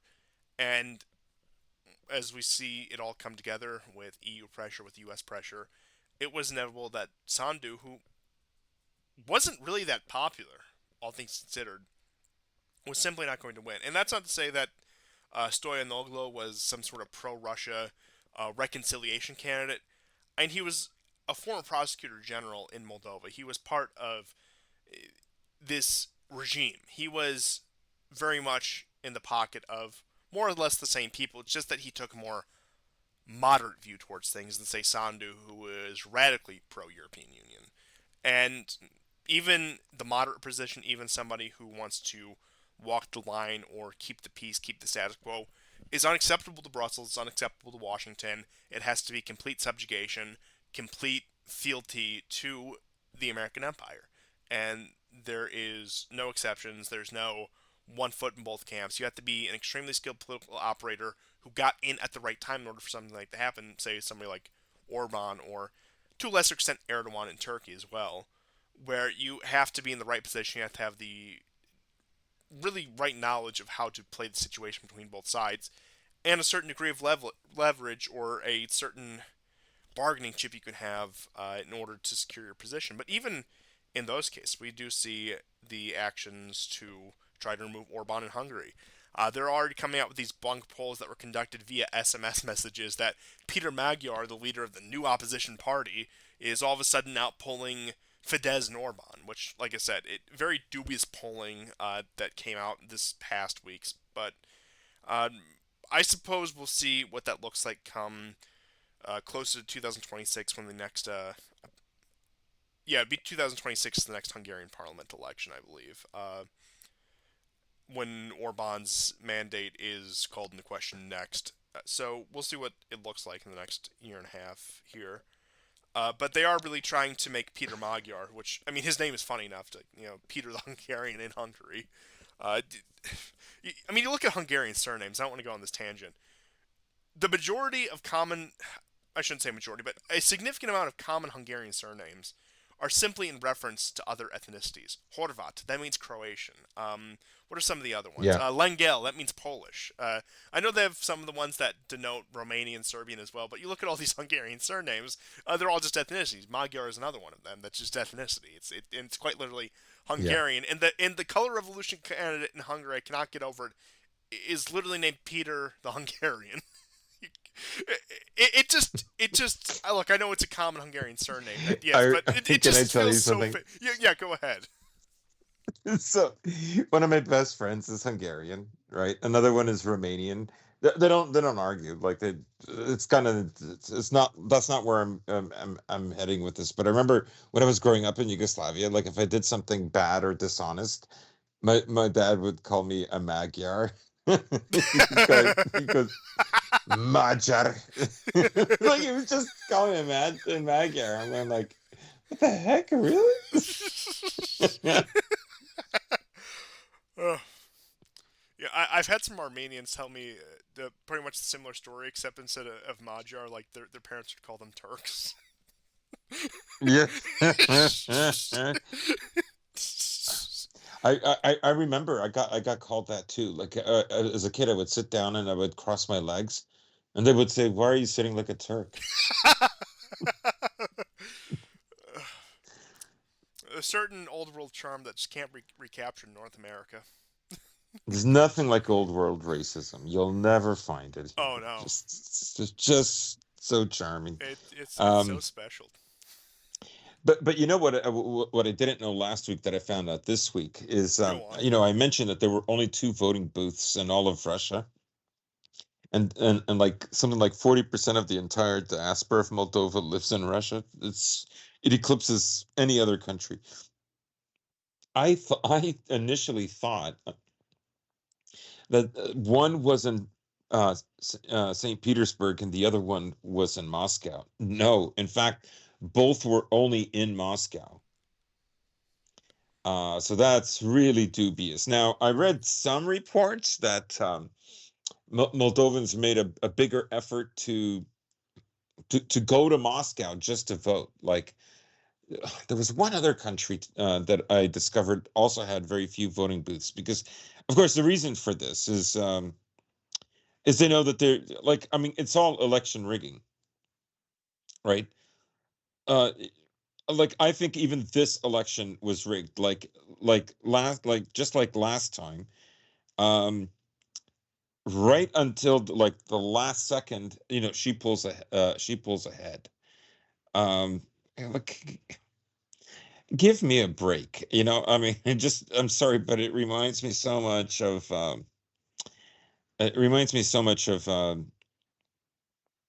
2020 election. which were I very just hate it. fortified and very legitimate. Oh, very, yeah, very. But the main contention I always come back to, or I suppose I should say question rather than contention, I always come back to with the question of Moldova. It seems like the only two options are you have a sovereign Moldova, which remains either neutral or even tentatively on Russia's side, Transnistria notwithstanding, or the next logical idea is that if they want this Western integration, why is integration with Romania not pursued more fiercely? I mean, and it's probably because of the Transnistria issue, but it does make you wonder why they just don't cede that, especially now that Ukraine is under their control, especially now that Russia doesn't have any access to that. But I don't know. Is that the next step? Do they push for Romanian integration, or is that too much of a burden to put on the Romanian state where they wouldn't accept that? Because I've seen, I just looked into this out of curiosity. This would have been a few years back. One of the big reasons preventing reunification is that the Romanians do not want the financial burden of having to integrate Moldova into Romania, which Hmm. Romania isn't well off Hmm. as it is, but Moldova is second poorest country in Europe. Ukraine has now eclipsed them as a result of the war and all the other consequences that did come from that. But I figured if the EU is that adamant about integration, uh, I don't know, maybe the EU coffers aren't what they once were, and maybe I'm showing my ignorance of internal EU politics, but I figured the EU would have some method in order to pretty much bribe Romania into taking Moldova, if it's that vital of an Hmm. issue. Because at that point, you eliminate the need for both EU and NATO integration, because joining an EU state and a NATO member state, and the majority ethnicity are already Romanian. Yeah, yeah. So, I don't know, that might be the move going Yeah, forward. I think that's the 92.2% of the vote counted. That is when she pulled out ahead. Oh, of course. Like The surprise ballots always come in post 90%. 200,000 of the 80,000 who are there voted abroad, all 250,000 for Sandu. He goes on, this is boring. Of course, the EU will say that everything is democratic and legitimate. Like, it's just so pathetic. I mean, obviously, for them, democracy just means certain institutions that preserve or that protect and preserve certain classes. Democracy is when we With win. yeah. But it is a joke bringing up the EU. And the Ireland referendum always comes to mind, where they forced through this referendum on three different occasions until they finally voted yes. And Hmm. that's and look, I know the EU referendum did barely pass, but that was a referendum. It was non-binding as far as the European Union was concerned. It was a poll of the Moldovan citizens, more or less, for EU integration. But they're going to keep forcing that referendum until they get a desirable result, because that was down to the wire. That was razor thin. And I don't know. There's this strange dynamic, however, when it does come to EU integration, where Orban is very pro integration of a lot of these countries because he feels it would give him more allies within the structure of the Oh European yeah, Union. So it, it, yeah. it, it creates this very strange horseshoe where you have, of course, a lot of the people in Brussels who want to integrate them, but you even go a little bit further than that. Sometimes, say, like the French or the Frugal Four, as it were, are hesitant to integrate these countries because they do view them as a financial drain, which they would be. You look at the economic development of these countries, they would be. But it is strange because once you get over the other side, you do have people like Orban who view countries like Moldova and Serbia and other the other Balkan states as potential allies who would side with him, who would vote with him, who would contribute members to his coalition in the European Parliament. So it does, in a strange way, loop back around to where very disparate factions are pro EU integration for this, yet the people there are very divided. And it is strange because the kind of people that say somebody like Orban and his coalition would want to appeal to are probably not the ones voting to join the European Union anyway. And like I said, you also go back to some of the other countries who are hesitant to integrate these countries. I know Albania has been put on the back burner for years because nobody wants to deal with the issues in Albania.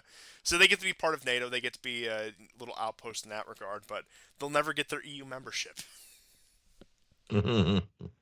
which I think is probably the funniest outcome of all. Yeah, I mean, Bosnia would become an EU member for Albania. Well, that's how bad it is. That is how bad it is.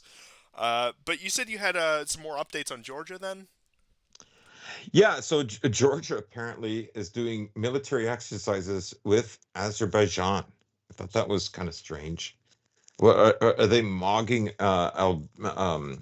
Armenia? Like, I thought that was, I mean, that's unexpected. Just as, for instance, Saudi Arabia and Iran doing things together, right? Anyways, I just thought that was unique. It really was just a tidbit. Yeah.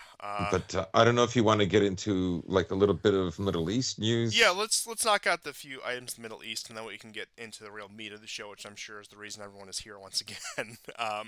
Yeah. But I know that, of course, there was another.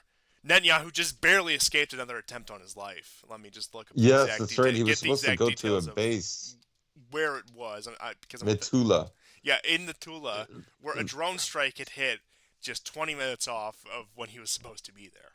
And of course, it was raining. Of course, it was another attempt on his life. And Netanyahu is gearing up to get everything in place when he thinks he could probably pressure the next U.S. administration, which Netanyahu is probably, if, in all honesty, banking on Trump. Um, just looking at the actual numbers and looking at his personal interests. Uh, of course, if it looks like the Iranians do have the capability to have assassination attempts on Netanyahu, and especially if you want to tie that back around to the narrative they were trying to push a while there, that the Iranians were also involved in the first Trump assassination attempt, then the story writes itself as far as they're concerned. Uh, but also, I mean, moving on from that, just on a wider sense, I know that of course you've had the back and forth between Israel and Iran, and the Iranians are planning another attack. But what a lot of people have seemed to have forgotten about, and it's hard not to, frankly, is Lebanon. Have the Israelis made any real new progress in Lebanon? I haven't seen it. Maybe I've just overlooked it, but I it so far Mm. it just looks like they're dead in the water there. Yeah, I mean, I'm seeing kind of the same thing, but I'm just for the to keep things interesting and I guess for a sense of debate for the listeners. Friday, History Legends was on what's his name? Colonel Daniel Daniel Lewis. Davis, yeah.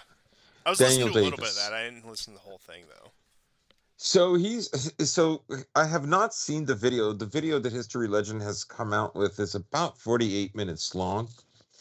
A quick synopsis is this: that the Israelis are so far not making the kind of mistakes that they did back in 2006 when they went in with large armored columns and Hezbollah with their Cornet missiles basically just stopped them within 500 meters of, entering into southern Lebanon, right? The fighting, he said, at that time was only a week or two. And, the Israelis have been fighting now for over a year, and in Lebanon for like close to a month. Now, he conceives that the gains have been very small on the part of the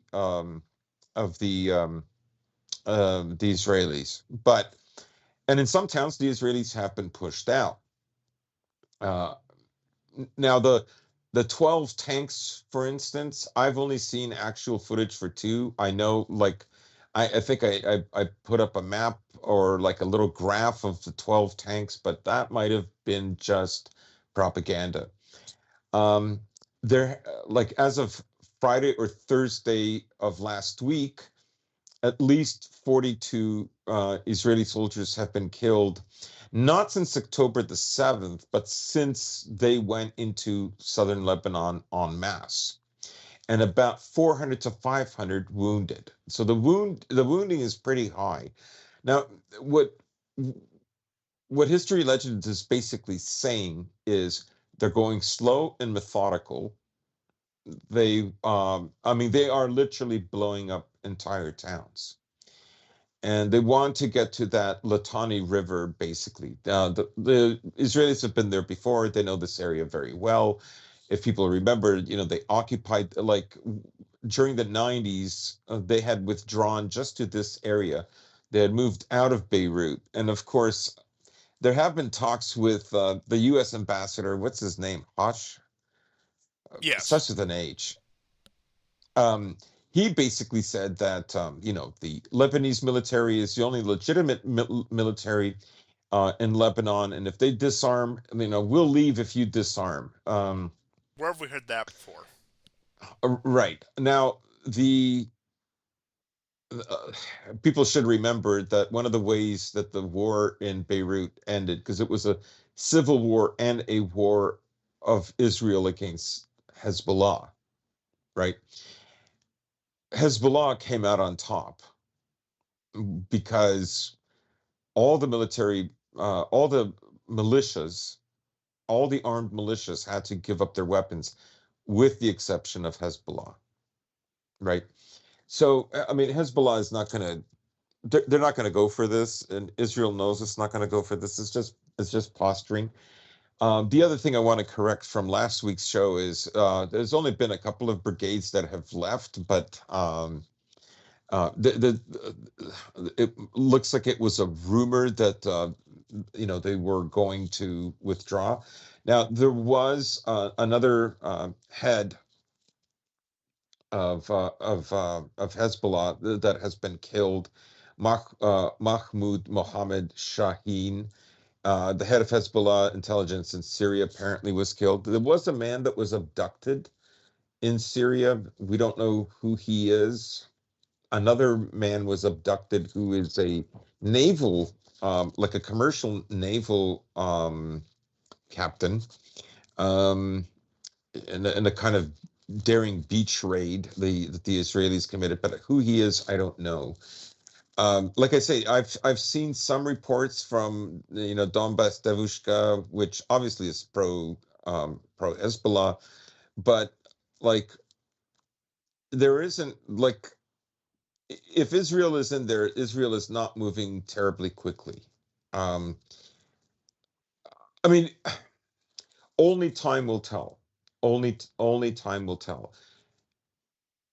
Israel is still in a war in Gaza. Uh, Footage today was revealed of 4 tank crew members going into the tank and just absolutely obliterated. So Hamas is still active in Gaza.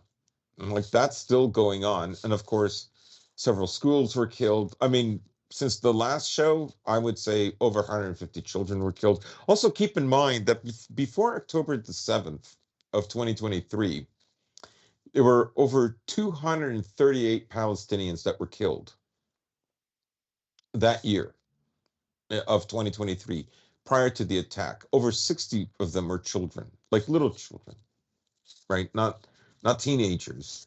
And so Uh, I mean, if the let's just say like the Israelis did an attack, and that's what they cited. Notice how Western media will never even talk about, like, Israelis would consider that unacceptable to have,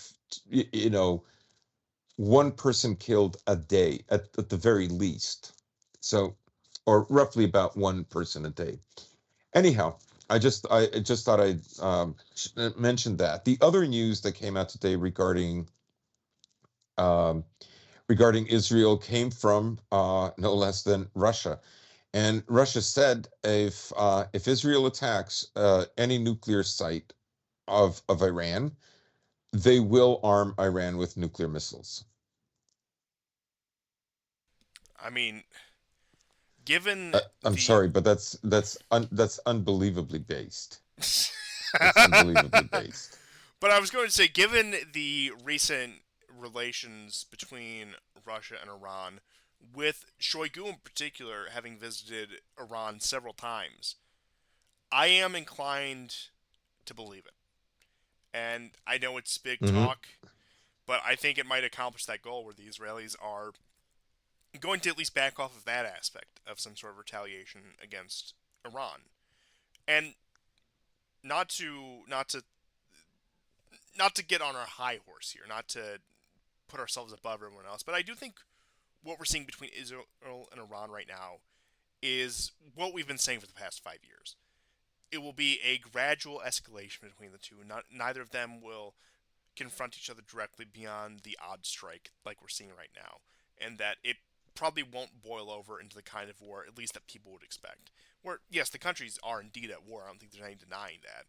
But in terms of outright brazenness, that's going to be few and far between. I know that we have seen, of course, direct Israeli strikes into Iran and vice versa. But still, a lot of the fighting has taken place in Lebanon, Syria, and to a lesser extent, Iraq and Yemen. And I think, in particular, those trends will continue, and that I, some people might say I'm crazy for this, I would keep my eye on Syria. I think Syria has the Yeah, yeah. potential The, to uh, to be engulfed in war once again. Maybe not to the scale it was during the Civil War, but violence could escalate greatly in Syria. I know I talked about this. I think it was either 2 or 3 episodes ago about maybe the conundrum of some of these anti-Assad groups more or less having to openly ally themselves with Israel at that point. But I mean, they also were allying themselves with Israel behind the scenes for a number of years. But I do fear, it is one of my genuine fears in terms of Middle Eastern stability, that they will try to reignite something in Syria alongside what is happening in Lebanon right now, and that will be the main battlefield for the Iranians and the Israelis rather than these direct strikes. Not that these direct strikes will stop, because I do think they'll continue, but it's not going to happen on the scale that a lot of people who think that Israel and Iran are going to war would think, where it's just a constant barrage between the two. Uh, Geographically, it just simply doesn't work. But given the Iranian entrenchment in Syria, and given the Israeli determination, especially under Netanyahu's government, in order to bring about an end to the Iranian issue, I do fear for Syria, and especially looking at whatever administration might come into office, that could also bring up a number of questions. And uh, I mean, I'm not quite sure what to make of the Middle East, because we all know that the Americans aren't going to back off supporting Israel. That's simply not going to happen. But at the same time, we also know that, just practically speaking, they are not in a position to say support Israel that they would have been even just 10 years ago, and that also global tensions are high with the issue both in Ukraine, concerns with Asia Pacific, even parts of Latin America that might draw their attention as well. And that's not even to get into some of the projects of the American empire or designs that they might have for Africa, especially vis-a-vis China and Chinese involvement in Africa as well. Where, mm, of course, Israel is always going to be put on a pedestal. Is we all know, and we all know the reasons why. But just pragmatically speaking, with how America has to divide its force, with how America has to divide its attention, I don't think they're going to get the kind of massive response under either a Trump or a Harris administration that they would like. Although, once again, there will certainly be active support. You're not exactly going to get half the American Navy off the coast of Iran hitting targets. Number one, they simply don't have the resources to. Number two, the Iranian, I would say, military, especially when it comes to its missile program, has created enough of deterrence in order to uh, perhaps deter the United States from taking such a direct action. Now, I'm sure there'll be all sorts of covert regime change actions. There'll be uh, a lot of the same that we've seen, especially if Trump gets back in. We probably will get a salvaging of the Abraham Accords and of the quote unquote maximum pressure campaign against the Iranians, something like the dynamics that we saw in, say, 2019, 2020, where maybe there will be more things like a Soleimani assassination, where they will try to target high profile Iranian and even, say, Syrian and Lebanese figures at that point, depending on how widespread the conflict becomes. And under Harris, it's much stranger. Now, of course, you could say that she's going to have to moderate on the Palestinian issue because of the dynamics of the left. We all know that's not going to happen. You actually even look at, and I'll talk about this more in the election part, where she's running dual ads about restraining Israel and Gaza to areas with a larger Muslim population, talking about her full throat support for Israel's right to defend itself in areas with more Jewish populations. So like I said, she's very inconsistent about the issue, and given her foreign policy team would be, if it's more of a continuation of, say, the people under Biden. Now, I know that people like Blinken and Austin and Sullivan said they aren't sticking around, but once again, do you expect that much of a departure from what Blinken, Austin, and Sullivan have to offer? I don't.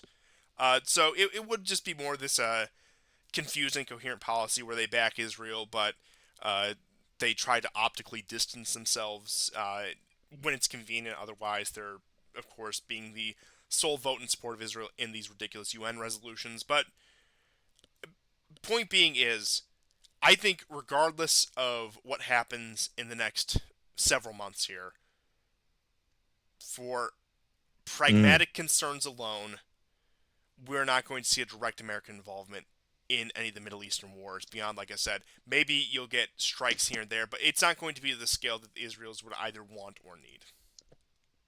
Yeah, I mean, here's the thing about Israel and Iran and America, right?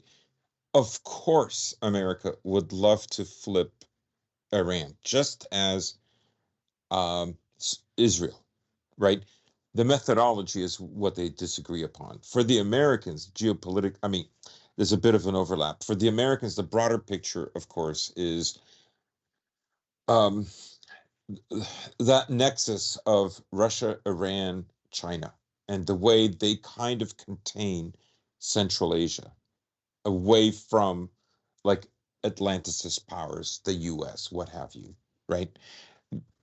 America would like to, get rid of the Ayatollahs. It would love to, make Iran, let's say, quote unquote, secular, but it never really truly was secular. Again, right? So they have different reasons for the Israelis. I think for the Israelis, they understand that Iran is really the only Muslim country in the Middle East that, I don't know, that just has balls. It's willing to extend its power. It's willing to it's willing to do what other Muslim nations in the Middle East would not dare do. They're all the other ones are complicit. They're degenerate. They just, I don't know. They just they don't have it. Um, I mean, just take a look at Saudi Arabia, right? There are people who, really, really dislike Iran, and they're going to disagree with me, but I think I'm broadly correct on this. It's just that some nations have like a sense of destiny that's greater than just, being super rich, getting along. Um, with Iran, it's on a knife edge. You know, it's its citizens wonder all this spending on military if it's really worth it when some of them go unpaid for months. Right? There are real issues and there are real risks, but Iran could be less active, let's say, but it chooses not to, and it's not like there's no immediate payoff. It's not like the Palestinians are going to win, they're going to conquer Israel, and then I don't know, Iran is going to get a Mediterranean port, and like none of that is going to happen. Like, let's get real, right? So I think the motivation is a religious and ideological motivation, right? In a pure sense, it is.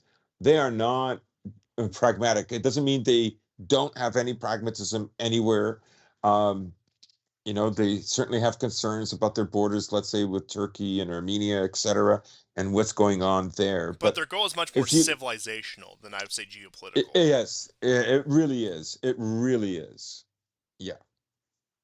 Whereas, like, even the Russians, I would say that compared to most nations, yes, their goals are civilizational, but a lot of their conduct is geopolitical. Whereas the Iranians, not that everything they do is completely rational and just counterintuitive, but I would agree that yes, they do have a much more civilizational approach to this. That it is a quest for greatness, if you will.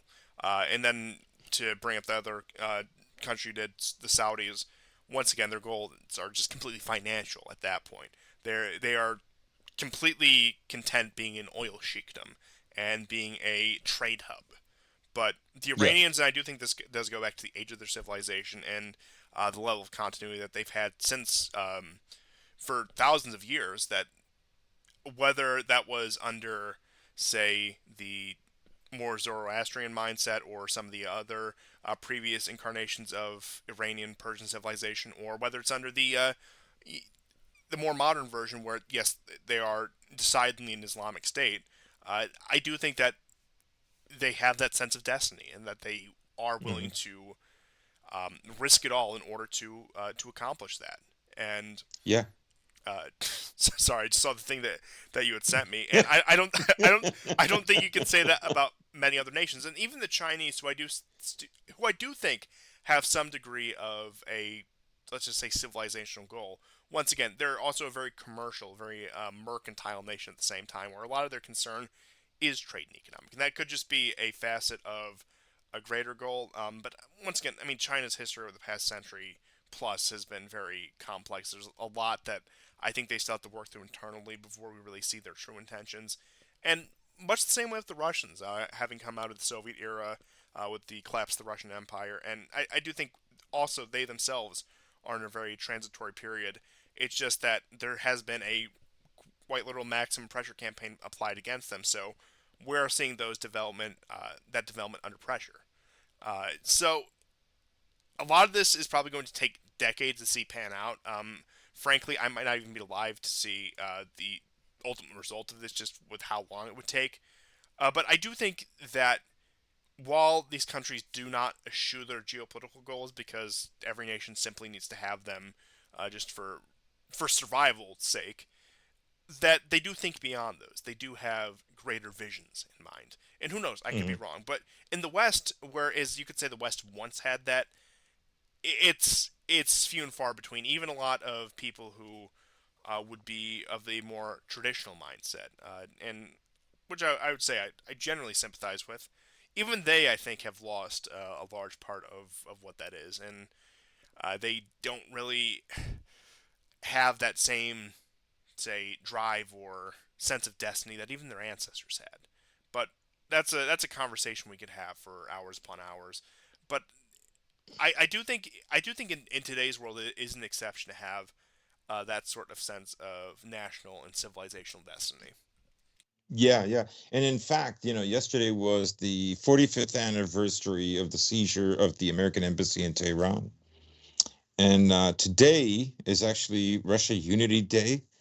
This is basically when the Russians united well, they united to kick out the Poles, which had been ruling Russia from Moscow for 2 years at that point. Like when you look at videos and pictures of Krasny Plashad, Red Square, and you see St. Basil's Cathedral, you'll see a statue of these two. I sent you the photo.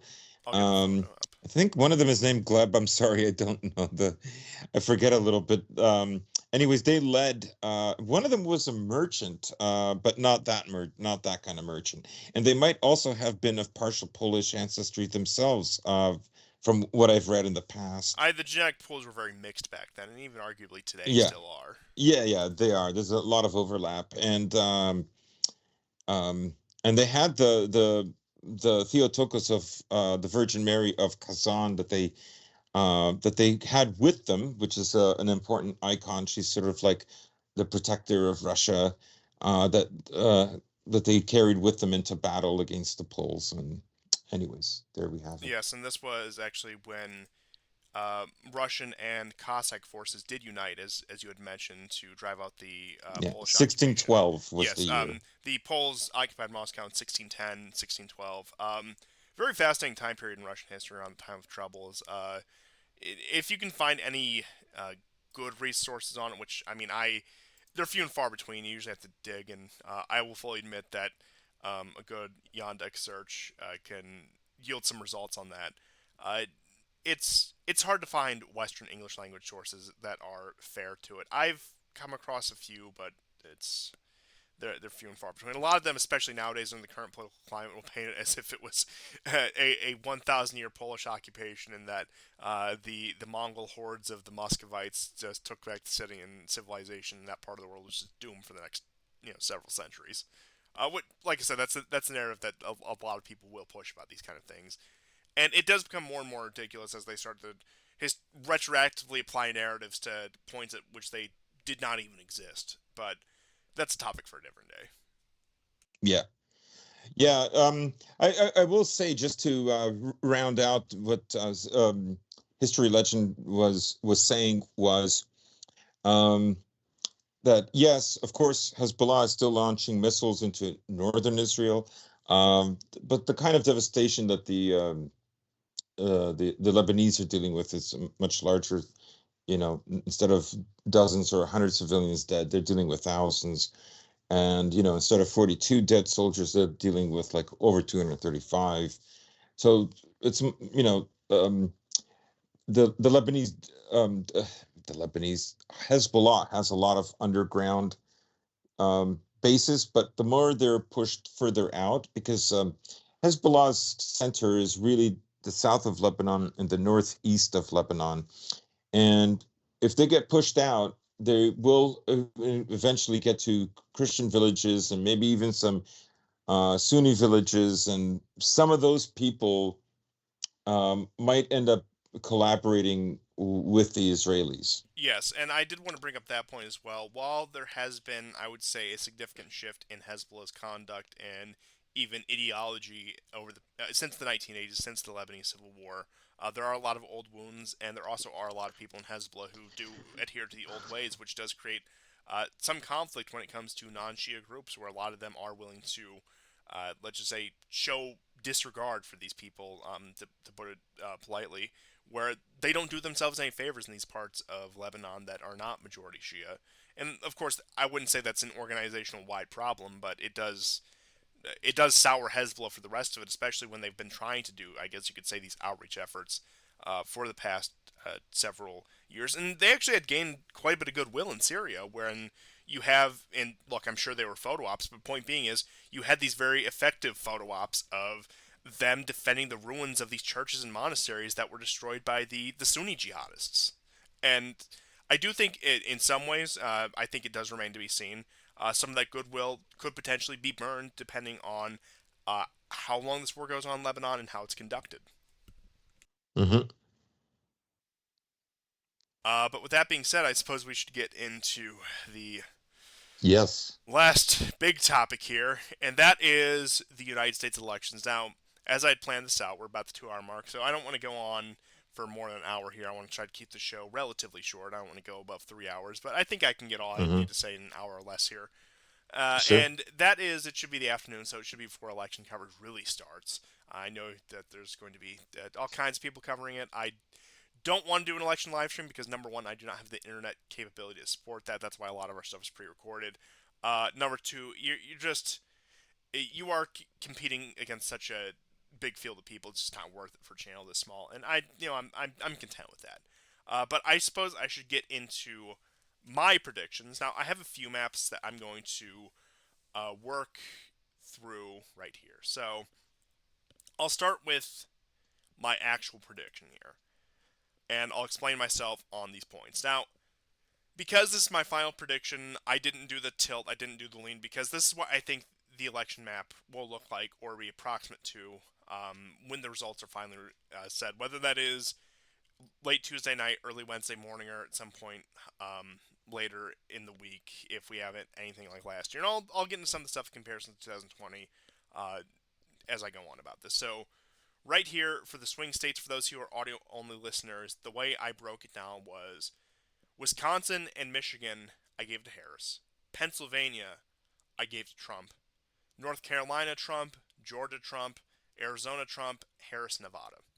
Now, the reason I did what I did, particularly in the upper Midwest, is I don't think the state level Republican apparatus is strong enough to break through. I think, much like Obama winning Indiana in 2008, Trump's win in 2016, especially in Michigan, may have been just one of those one-offs that you get every few election cycles.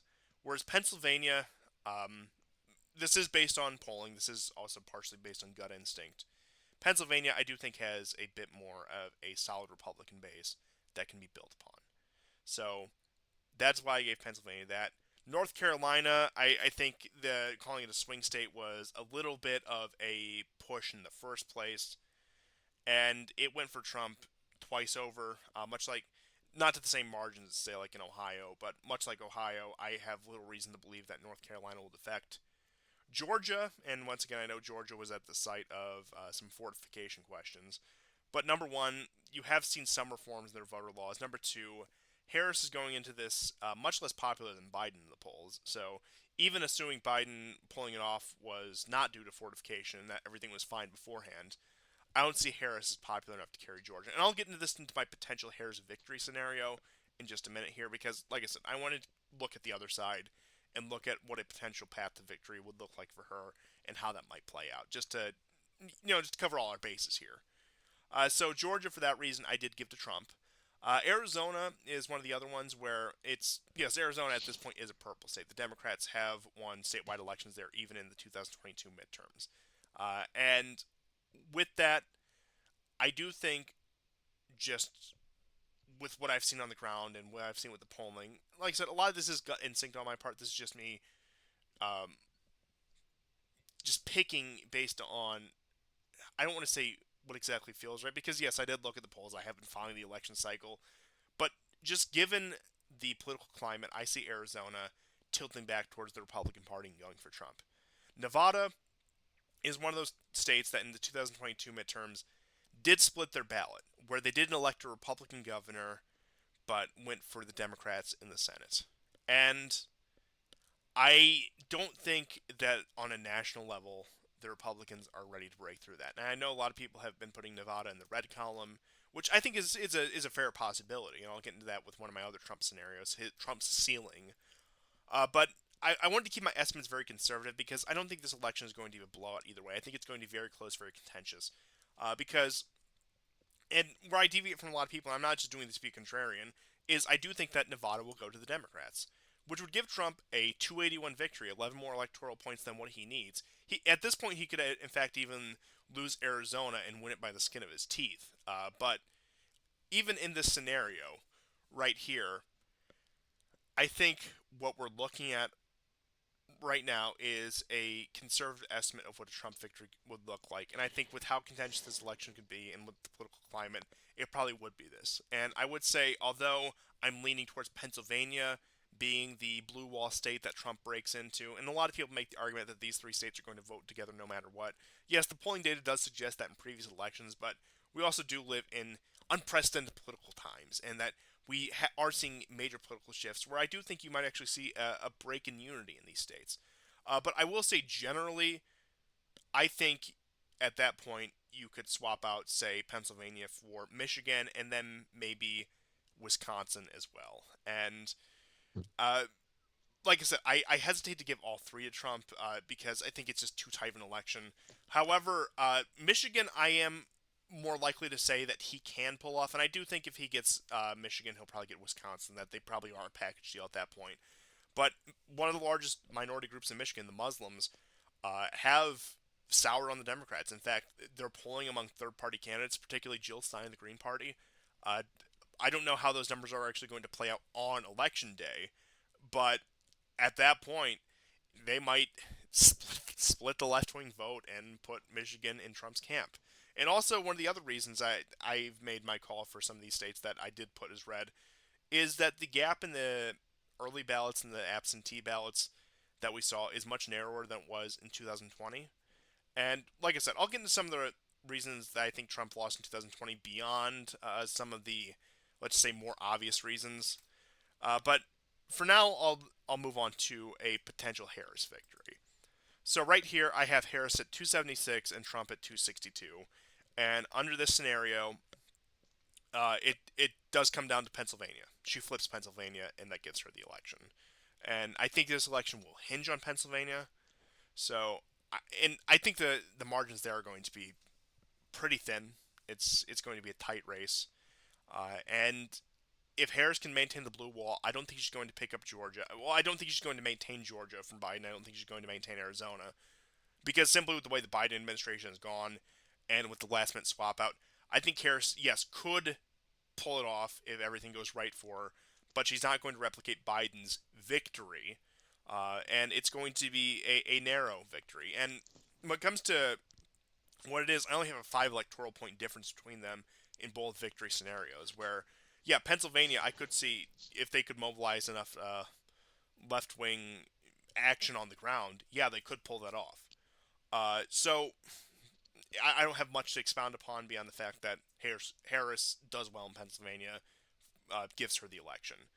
Now to move on to this is not something that I think will happen, but I think this is Trump's ceiling. I think this is the absolute best Trump could do under current circumstances. And that is he wins the blue wall like he did in 2016. He also picks up Nevada, and even on a fluke, he can pick up Virginia, in my opinion. Now, I debated flipping Virginia and Minnesota, but I think Minnesota, the Democratic Party is so entrenched there that the Republicans simply don't have the ground level infrastructure in order to pick that up. And Virginia, on the other hand, they elected a Republican governor in 2021, Glenn Youngkin, very popular, and has even made himself somewhat of an ally of Trump. Uh, they also did do well on state level elections as well. However, once again, they still do have 2 Democratic senators, so there is a little bit of vote splitting in the state. But I think under a maximalist scenario, Trump could pick up the entirety of the Sun Belt, the entirety of the Blue Wall, the Upper Midwest, plus Pennsylvania, and also, like I said, if he's having a really good night, if things go extremely well for him, he could break Democratic control of Virginia and win it for the first time for Republicans in 20 years, something that not even Bush was able to do. So, like I said, this is assuming things go exceedingly well for Trump. If public discontent with Biden and by proxy the Harris is so high, and once again, if it's sort of a quote unquote silent majority thing where that happens, I could see him, of course, securing Nevada, which is already on a razor's edge, and then also flipping Virginia. And maybe, I don't want to say it because I don't think so, but maybe if it's really that bad, he could do Minnesota as well. But I think right now what I have right here is Trump's ceiling. I think there's a very low likelihood of something like this happening, but I think this is the absolute best he could do. And finally, I have my best case scenario for Harris. Now, oh, my apologies, that was the wrong map. So, best case scenario for Harris. Oh, it looks like I uploaded the wrong one. Let me just get my Harris map up here. So, with that, Oh, I can I just interrupt for yeah, one go second? go ahead before I get into best case for I you. meant I meant to say there's another protest happening in Tbilisi in Georgia, besides the thing with Azerbaijan. Um, I don't know. I mean, it's a fairly large crowd, but remember that it failed. I said when Geo was on the show that it was still preliminary. It was not. It was we were recording sort of the night before the big protests, but they did fizzle out pretty quickly. And this is almost a week later. It is a week later, and I mean, it's not there. And in fact, Greta Thunberg showed up. I doubt she's gonna really energize the crowd into violence. You know. Oh, I beg to differ. I think she's very much a good agent provocateur in that regard. I Um, mean, she is, but come on. I yeah, mean, I Georgia. know. It's uh, yeah, but I suppose once you become a regime shill, you have to shill for everything. I don't know, except broke with Israel. I guess she's in the right camp where she can criticize Israel. I guess as long as you do it from the right perspective. But yeah, that'll be interesting to see what happens in Georgia if they can pull off another color revolution there. Uh, but hey, which Georgia? uh, it really does. It really does become a little bit full circle when you recall back during the January 6th protest, when you had people from Georgia ordering national Georgia flags in order to protest in D.C. And now all of a sudden you have the same sort of accusations of electoral fraud in the country of Georgia as well. It all comes full circle, doesn't it? um, But with that being, thank you for bringing that up because I did want to touch a little bit more on that and I'd forgotten to. But to get back to my maximalist scenario for Harris, some people might think this is odd the way I did it, but what I could see her doing is maintaining the blue wall, maintaining the Rust Belt states, minus Ohio, that is, picking up, well, maintaining Arizona, picking up North Carolina, and that is because although vote splitting does happen, although there are some states that are willing to split their ballot, and I know that the Democratic candidate is up in North Carolina over the Republican candidate for governor.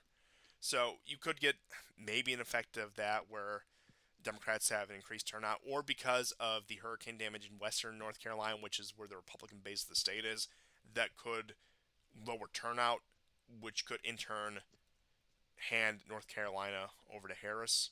You could have her pick that up.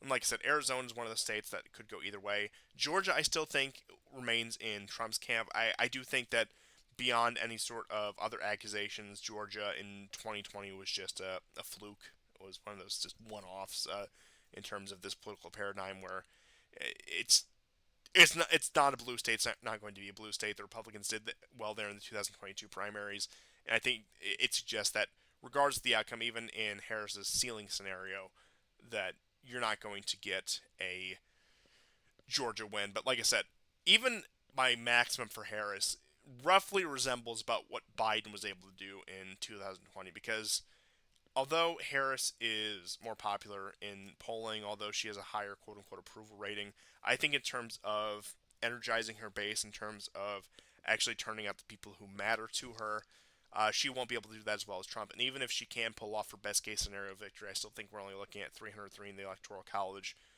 with her actually losing Georgia but picking up North Carolina, swapping the two, which once again they're equal electoral votes at that point. North Carolina last cycle was only 15, but now it's up to 16 now. And I will get into, and I'll just put my actual prediction on the screen while I talk about this, just so everyone can look at that and get an idea of what I think is going to happen on election night. Putting aside fortification, one of the reasons I do think that Biden was able to pull off 2020, and we can go back to the 5% of white men who didn't turn out for Trump, and we can speculate all the reasons about that, even though Trump picked up with every other demographic. And like a lot of strange things about the 2020 election that I'm not going to relitigate at Hmm. this exact moment. But I do think the combination of Republican voters naturally distrusting mail in ballots, I can't necessarily fault them for that, but also at the same time, at the height of the entire COVID thing, being afraid to go out or less willing to go out to the polls to go vote in person as well, could have cost Trump support in key states that were only won by razor thin margins in 2016, such as Wisconsin, Michigan, and Pennsylvania, which Biden won last time, and Georgia and maybe even Arizona as well. So I do think with that, and especially now that COVID is a long memory as far as most society is concerned, and the discontent that has grown with the Biden administration, the relative Republican success in the 2022 midterms, which I do think when it comes to the argument about Roe v. Wade and the overturning of Roe v. Wade in the Dobbs case, the fact that Republicans pretty much maintained all of their key margins, white men, white women, maintained the uh, same, roughly the same share, although they lose some ground of white college-educated voters and white suburban voters. In the 2022 midterms, I don't think there's anything to suggest Trump, who has actually taken a quite moderate position on the abortion issue, he hasn't really committed to anything either way on that, saying just let the states take care of it, which you can principally disagree with, but electorally speaking, is probably the right move. Uh, I don't think that's going to be an issue that a lot of people want to make it out to be, and that's going to be the shoe in for Harris. And of course, the Harris campaign has been uh, more or less made that their main issue. It has been the quote unquote reproductive rights. It has been the fight for democracy, and that's been the crux of Harris's campaign. Whereas Trump, you don't have to like him, you don't have to like his campaign. Has been talking about his core issues, about immigration, about trade policy, etc. And like I said, a lot of that's probably just rhetoric. A lot of it's probably just empty words. But point being is, I think what's happening now, regardless of whatever your opinion is, with the way Harris is campaigning, and perhaps I have too biased of a view because, as I said, I did vote for Trump, and my biases clearly do lean towards him. I don't think Harris has touched as much on the, I suppose you could call them quote unquote kitchen table issues as the Trump campaign has, despite feigning that, despite saying that we want to, do X, Y, and Z and whatever, quote unquote pro worker policy that they can never really materialize, or footage of her meeting with steel workers. It simply, it simply doesn't seem like that has been as much her campaign. Whereas Trump's campaign has been the same as it was in 2016, 2020, where yes, it's ridiculous. Yes, he does have his moments, which is part of the charm. But at the end of the day, he is speaking about real issues, particularly when it comes to immigration, when it comes to trade, when it comes to the economy. Which, although you might get that contingent of, particularly women, if we're being honest, who are fanatical on the abortion issue, a lot of people across demographic lines. And I know the demographic is it's mostly going to be um, white voters who vote Republican. Are going to default back to the everyday issues, to the economy, to crime, to general social stability, and I think Trump picks up points in those camps. And unless, I don't know, the Democrats can somehow have some sort of massive campaign in the last few hours here to convince the public that Republicans are some net negative for Social Security. Social Security. I mean, they do try the Social Security line, but the social stability line, because of January 6th or threats to democracy or whatnot.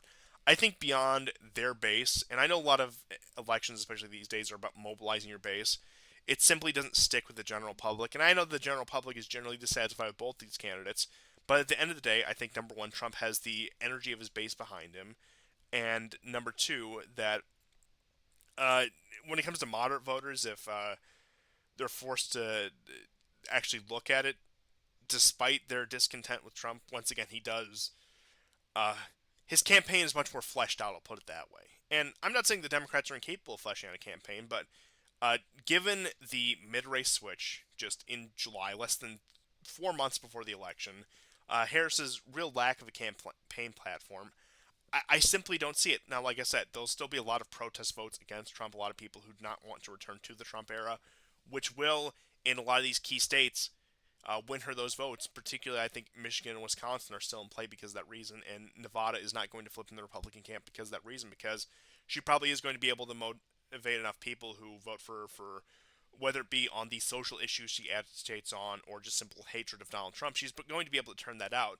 And to return to my Harris victory scenario, once again, if she can get enough of those just people who despise Trump out there, enough of those people who want a quote unquote return to normal and think that the Democrats would somehow deliver that to them, those who have been those who make the calculus that I guess she's the more normal one, you could very easily see this scenario play out. But simply because of the style of campaign and because of discontent with the Biden administration, considering the fact that he was more or less forced out of the running and replaced, like I said, practically last minute, you're just going to get that narrow Trump victory. And that's how I see it. This will remain to be seen if I'm right. Um, as it stands right now, looking at my map, once again, I do think Pennsylvania is going to be the deciding factor, but it realistically could be one of the Rust Belt states that carries this because Trump realistically, and I suppose Nevada does count for something depending on which way it goes. Trump does not need to win all the Rust Belt states. He just either needs to win one or two of them, depending on which ones we're Mm. talking about. Whereas Harris, she needs to get all three, and she needs to pick up a Sun Belt state, which I don't think. Just just looking at pathways to victory, Trump simply has more, given the dynamics of this election. Right. I mean, the thing about Harris is, well, I mean, she's very regime, so all her campaigns have a corporate feel to them, just as Biden's did.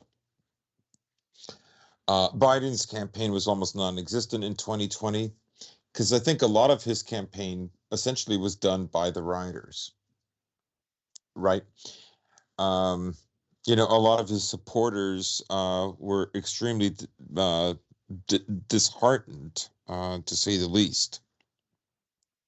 Remember, he kept tweeting "Law and Order" and like nothing happened. Yes, there was a lot of inaction, and as we did discuss on our 2020 episode, he was in a really damned if you do, damned if you don't position. He could either crack down on these Hmm. people, Yeah, cost him votes, say with Dennis Hitler. yeah, cost him votes with, say, minorities, and even the white women demographic, which are the only women he actually managed to get to vote for him. I suppose white men too, but once again, white women are that real swing vote in these past few elections, and I Yeah. suppose, and like I said, 2020, it's kind of hard to judge because of just all the strange circumstance around that. Because he still technically actually did end up winning more white women, that which would have suggested that he should have won the election. But Hmm. like I said, Yeah, I mean, there's something off about it. Like, yes, I don't know if like that whole 5% of white men didn't vote.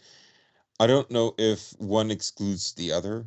yeah, I agree. But and then the damned if you don't is what we saw where he didn't take any action. He did demoralize a lot of his supporters. But as you were saying, Yeah, I was gonna say, like, she went with the remember, she called herself brat, and then about being joyful. Like, there's no coherent message at all. no But I tax just on want to tips say stole that that, right like, from Trump. yeah, because like, remember, I was joking back in 2020 that, like, because I was talking with my friend Dave, and I said, he said, who would vote for Biden? Because, like, the signs of dementia were already evident then.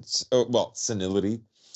Um, and I said, you don't get it. Like, for them, Trump is the campaign in many ways. Like, everything does revolve around Trump.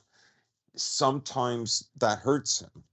And I said, they would even vote for a golden retriever or a Doberman, like, instead of Trump. Like, they don't like their vote is a vote against him.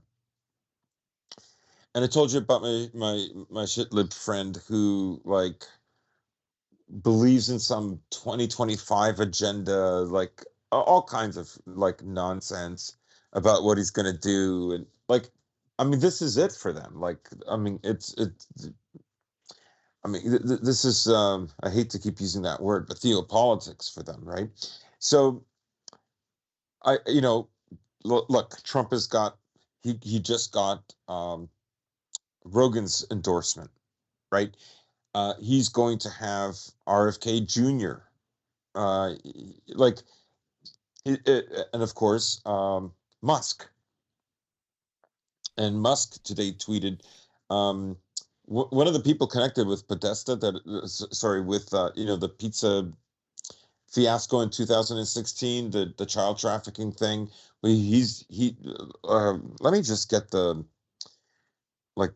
article, Well, because Musk subtweeted this, and it was, like, I'm just saying, an election, on the night before the election, it is kind of important. Um, well, I will add to your point while you're looking for that.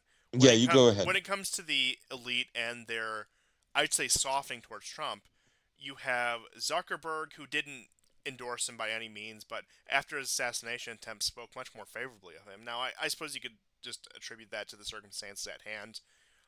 You have Jeff Bezos, who said that, oh, we're going to have more right wing writers at the Washington Post, or and then even Wall Street Journal has been hinting at more Trump, and I think it was one of the other major papers that refused to endorse a candidate. Where while you're not getting a lot of direct elite support for Trump, they have more or less made their peace with the fact that he's probably going to win, and that they Hmm. are making some maybe behind the scenes overtures to him.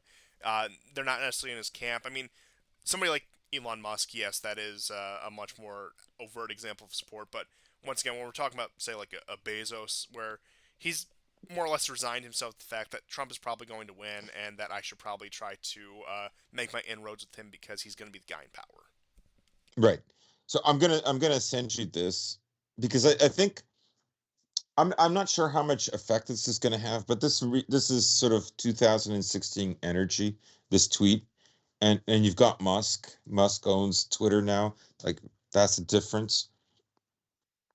Um, it could also be part of our containment theory. A lot of people on the right, we've all been sort of saying the same thing, that, we said it before the war in Ukraine even broke out, that, things are going to start getting difficult for the empire, so they're going to need white boys to go fight. That means they're going to have to make some concessions for conservatives, right? They need white men to begin to believe again in in these institutions which have maligned them and demonized them for decades, right? So yeah, put that tweet up by Musk, because that's very revealing. I'm just saying that, Yeah, I only like, left up for a bit because I know YouTube can be touchy, so I just gave you guys yeah, enough time to give a glimpse, but so you guys can go yeah. back and look at it if you need So to. it's But a friend yeah, of the Podestas that has been caught. Uh, and anyways, disgusting. he looks exactly like you'd expect. So Yes. not Yeah. going No to lengths kidding. to debunk any stereotypes there. But yes, as you were saying, with I have no doubt that Yeah, a lot of this is containment. That yes, they've made their peace with Trump because they realize, yeah, Trump is inevitable, but what can we get out of it, and how that's can right. we? Wall Street Journal endorsed him today. Oh, that was an outright endorsement. I mean, I didn't look that closely, but I saw somebody said Wall Street Journal's pro Trump. He's No, not perfect, but he's better than Harris, is what they said. that's yeah, that's surprising. I mean, uh, but it does follow the general trend as you were saying, where yes, they're all going to try to make their inroads to Trump because they've made their peace. They've seen that despite the bloviating of some people, he was in office for one term, and nothing radical happened. So they can work with that, and they could probably position people around him who will be able to succeed him. And that brings in the question of J.D. Vance. How much of a Hmm. reliable successor would he be under those circumstances? I mean, there's some points in his favor, but once again, there's a lot of dubious things about him, and I think a lot of that will remain to be seen over the next 4 years, how exactly he plays out. But even beyond him, like I said, there's a lot of people that they can move into position. You think Elon's not there making cabinet position suggestions or suggestions for other Yeah. agencies that Trump will have to make appointments to? Of course he is. And now that you have, once again, Bezos starting to move in that direction, we might see something like that as well. And I'm sure with Elon, he's probably also introduced Trump to his friends and his business associates. Once again, these networks run deep, as I'm sure you all know. So Yeah.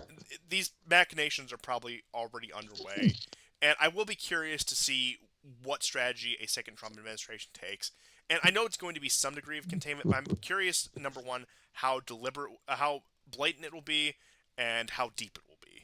Because Yeah. I think those are the two big questions. Of course, there's going to be some degree of it, but I I'm curious how it's going to play out in that regard. Hmm.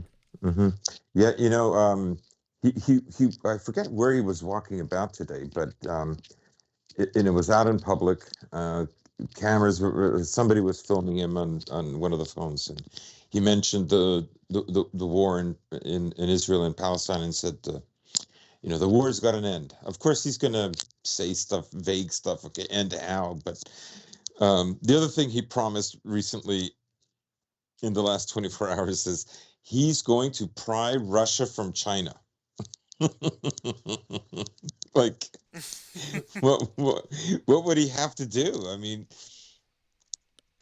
look at, okay, just briefly, look at where the States is, right? Like, one of the things that it's always had is, no matter how big its debt was, it had the world trade currency, it was the world's trade currency dollar. Um, that keeps it afloat. But like a lot of things, right? Everything is about an investment. Everything is about projecting into the future, about having hope and faith. And, can you rely on this country, right? Like, if some people can go into a bank and they're going to get a loan for their mortgage, and some are not. And that's going to be based on the kind of impression you make, right? So America makes bonds, and the world buys them, and the world has a lot of debt that it buys America. America keeps going because it says, in 100 years I'm still going to be the number one dog, right? You get the sense that they're not going to make it for the next 100 years. They may not even make it for the next 20 years, right? And when that starts happening, right, you have a very strong cascading effect, right? So, like, I think for a lot of American elites and for Western elites, right, the way to rejuvenate that and make that permanent forever is to defeat Russia, right? So if he's going to pry Russia away from China, like, what is he going to offer them? Like, it would have to be tremendous. I mean, obviously, it's not going to work, right? It's the kindest. I mean, normies live in a completely normies. These are liberals as well, right? They live in a completely different reality, right? Totally different reality. Like, these things are still possible. I just thought that was kind of funny. Yeah, there's not much more that can be said about something along those lines, and I mean, a lot of it just does remain to be seen what this is Hmm. going to look like. And I Hmm. don't mean this to write off the possibility of a Harris victory at all. Like I said, I think it's a very plausible. At this point, I don't like to put odds on it, and perhaps mine reflect a bit more towards what you might find on electionbettingodds.com, which I think is generally pretty good. I would say it's probably like a 55-45 odds in favor of Trump, where Harris is not the favorite candidate, but she could come in and win it still. I have no doubt of that. And I think it will come down particularly to Pennsylvania and how Pennsylvania swings, and to a lesser extent the rest of the Midwestern states. Whereas I think minus Nevada, which once again is only 6 electoral points, Trump has got the Sun Belt locked down, and that it's not much of a concern right there. And if we believe some of the polling data out places like Virginia, where Trump is only within 5 points of Harris, and you extrapolate that nationally for Virginia, which is a blue state, on a national level, no, it doesn't look good for her. It doesn't look like she's going to be able to get the kind of margins that she'll need in key swing states. But Hmm. to give credit where credit is due, and to discuss some of the visions of what her in office might look like. Once again, we do see a low-level elite revolt to the idea of her more or less continuing the Biden administration, because I think anyone who is honest about the situation realizes that, look, there might be a changing in staff, there might be a cleaning of house, but policy-wise, there's not going to be much deviation than what we've seen from the past 4 years.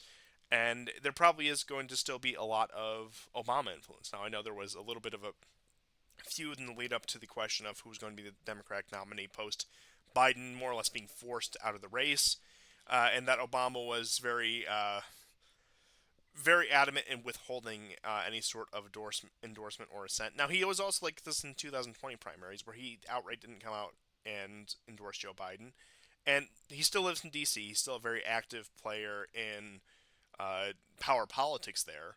So I have no doubt that he would once again be sort of the kingmaker there. And I do think that uh, so long as the Democratic Party remains in its current form, and look, they might try to shelve wokeness in their own way. You'll notice that actually a distinct lack of talking about, say, transgenderism from the Democratic side. They'll give their token LGBTQ whatever, but once again, they aren't pushing on the trans rights issue with maybe as hard as they would have, say, 4 years ago or even further back. But with that, you might get something of a shelving of the quote unquote woke on the Democratic side. But I think so long as Obama maintains any sort of relevance, so long as he is still within the D.C. scene, if there's any Democrat in office, I'm not going to say that it'd be answering to Barack Obama, but that he is going to play a very heavy handed role in any administration. He's probably going to be key in staffing picks, key in cabinet positions, and getting that organized. In which case, that does suggest I do think that Harris's administration would look like a continuation of the current administration, just somebody who does not have dementia and can form full sentences. But once again, she's not the brightest. She isn't the kind of person that you would want up there as your public face. She's not polished. She doesn't have the charisma. I'm not even saying that they wouldn't use a minority woman. And I think if they could find a capable one who could maneuver through the kind of politics, they would be elated to put somebody like that up there, because they also get the bonus diversity points for that as well. But going back to one of the running theories that some people have brought up during this election, I do believe that Harris is more or less. Look, I'm sure there's the interests that do want her to win, but I think she's being set up for failure here. I think she's being set up to run a campaign, maybe not deliberately. I don't think anyone's whispering in her ear, throw the race, but I do think with the party apparatus backing her, they're not giving their full throat support to her, and that they're not doing everything they can to secure a victory for her. And she's going to lose the result of that. She's going to be an embarrassment. She was unable to defeat Trump. Even Biden defeated Trump. Why couldn't you? Therefore, the Democratic Party has to quote unquote reorganize. They have to quote unquote reevaluate. And then all of a sudden, you get a Josh Shapiro or Gavin Newsom in 2028 who are much more positioned to take on a national stage, especially assuming Vance is the presumptive successor to Trump, being in the position of vice president. Hmm. In which case, yeah, look, Vance, regardless of what you think about him, I think he's shown good public speaker. He relates a lot to the public. He's able to do these events. He's able to do these 3-hour podcasts, and regardless of what you think of him, I think he's a good communicator. I think he can get his message out there to the electorate. But I think he might meet his match and possibly be bested by, say, somebody like a Josh Shapiro or maybe even a Gavin Newsom or some other clean cut white guy governor that we haven't heard Yeah, of yet. I think that's a very good point. Certainly, I would say the Trump team this year, like in 2024, is better prepared than in 2020. Like just much better prepared. Um, of course, then he was the incumbent. Um, and we've already gone over all the things that happened with that election. You know, first year of COVID, et cetera, et cetera. There's so much, the Floyd riots. But you know, and remember the criticism in the summer about him choosing Vance. That criticism is sort of dissipated now. Um, I still think, like obviously there is a division. You know, the Economist, of course, is pushing for Harris. They endorsed Harris naturally.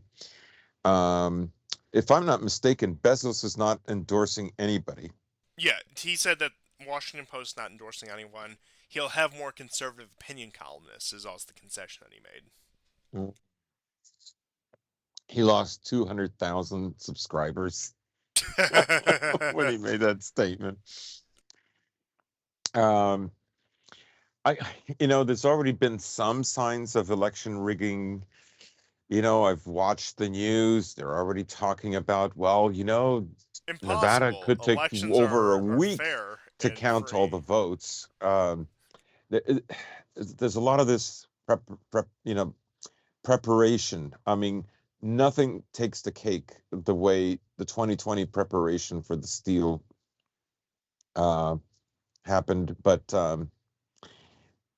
you know, maybe they perfected it. I don't know. Like, yes, I'm willing to believe that to some degree, Kamala Harris is set to be, has been slated to be the loser in this, right? The Biden presidency was lackluster to say the least. He helped provoke a war that shouldn't have happened, that has cost hundreds of thousands of lives, um, and will cost thousands more. That's not finished. And then his support for Israel, of course. Young people don't support Israel by very large margins. Across the political spectrum, it's not a left right thing Yeah, anymore. It's just even like the right wingers, they might not be gung ho on the Palestinian thing, but they simply view Israel as the albatross around America's neck that it is. yeah, yeah. So Trump should win, but you know we'll see. And then we you know, I still anticipate that if he wins, you know, what are we going to see on the street? You know, I do think the regime feels at the very least, right? Because you know, you mentioned about not a lot of woke stuff. There's been some woke stuff, but not a lot of woke stuff. Not what people expected from the Harris team. But that's just to get elected, right? Like that would, Oh, of if she course. won, that would all be thrown to the side. It'd probably be more subtle than it has been in previous years simply because of just how overbearing it's become in the public. But within the mechanisms of American bureaucracy and, of course, corporate culture, that would all continue slowly grinding from behind the scenes. Yeah, Yeah, I definitely agree on that point. And with Trump, how much public backlash would we see against him? That is an interesting oh, I question. think it Uh, would flare up. would we see the uh, Democratic January 6th? who knows? I mean, we might even see another attempt on his life. I don't think that's done. Oh, absolutely not.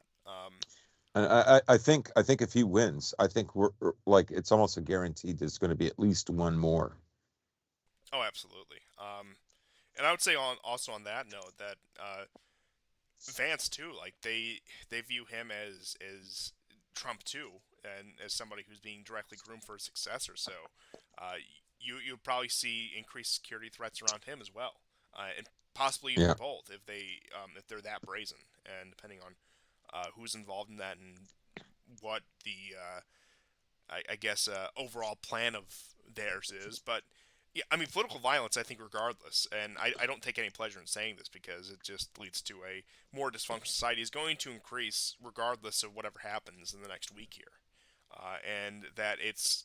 I don't want to say it's going to be a years of lead situation because I think that was a very unique situation, but I do think that in many ways you could draw parallels to the years of lead in post-war Italy, where it is just that low-level campaign of political violence on both sides, just never boiling over to a civil war, not even coming close.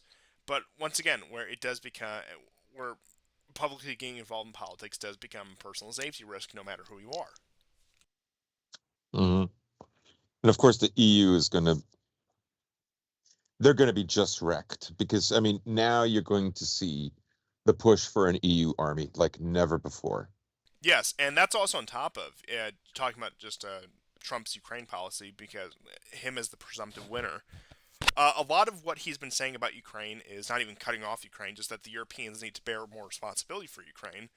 So, number one, you're going to see the push for further federalization of the EU, the formation of an integrated military structure, and also pressure coming from Washington for them to give more arms and funds to the Ukrainians as well, which is just going to be more pressure on the vassals in order to prosecute the wars of the empire.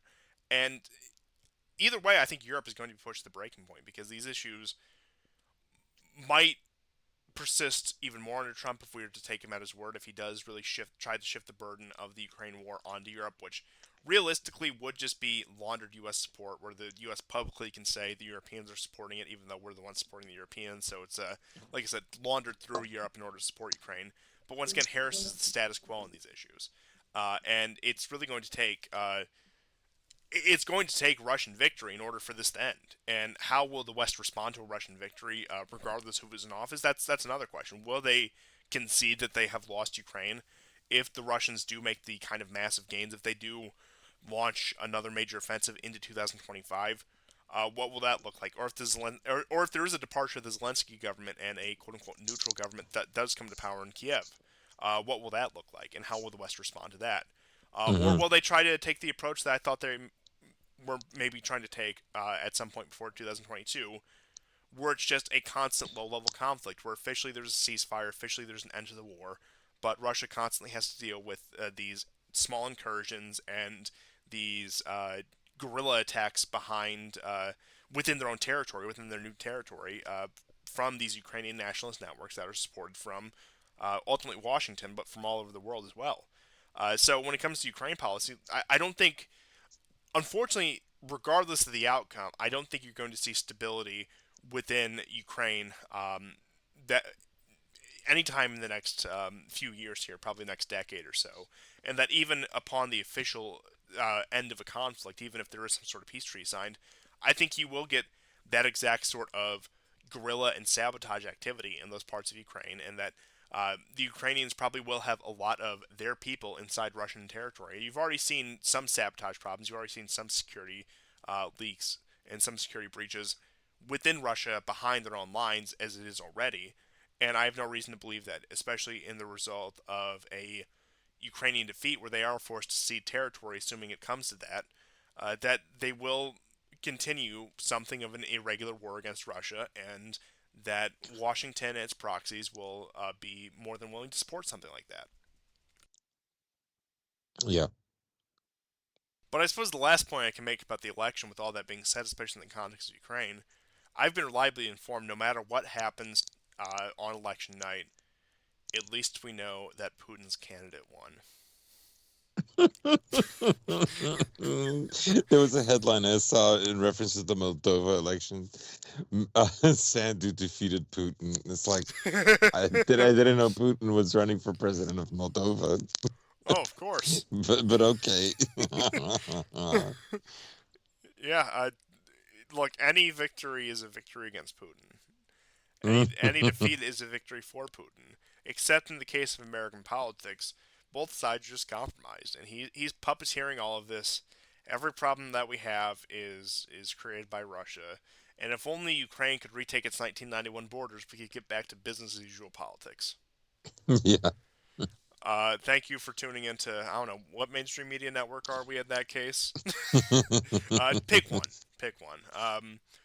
But do you have any last minute stories? Because I think that covered everything I want to cover. No, that's about it for me. Yeah. Well, thank you everyone for tuning into this very special edition of the War Report, and we will come back to you next time, hopefully with some coherent Oh election boy, results. it's And gonna be interesting one way or another. I'm sure peace and civility will win the day, and that you know what? Actually, no, I lied to you all. You do you know my real prediction for this election? The Joe Biden Jeb Bush unity ticket are going to win in a landslide. I do love the two things that are again that were memorable for me were for Biden in this election year, him wearing a MAGA hat at one time. Remember, he was Oh visiting. yes, yes. Like you could tell, he was so infuriated that they forced him to step down. Joe, we didn't want to reveal what you've done with some of the kids. I don't know what they told him, but you're gonna have to move aside, let Kamala take over, and then so there's that. And there were other clues. It wasn't just him wearing a MAGA hat once, but or something like a MAGA hat. But the most recent one is he's campaigning for her, and he's talking about guys that he would like to slap in the ass. Oh yeah, that one happened last. Yeah, that one happened last night. Last night at the time of Slap. recording. So, but yeah, and then of course the Trump supporters of the pile of garbage is the one that he did at the other Yes, yeah. Harris rally that he like telephoned into. So yes, by some way or means, whether intentionally or unintentionally, Biden is sinking the Harris campaign in his own special way.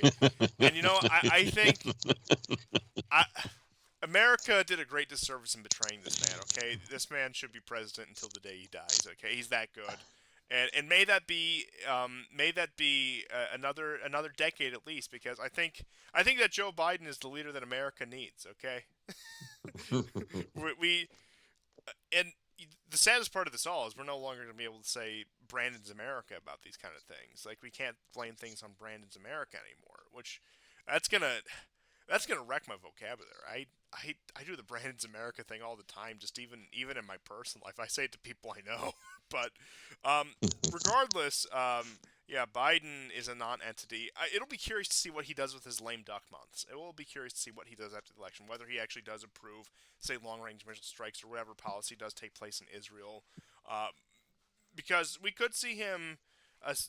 I think, regardless of winner, just making very spiteful moves in his outgoing months. That's a definite possibility. Yeah, but Definitely.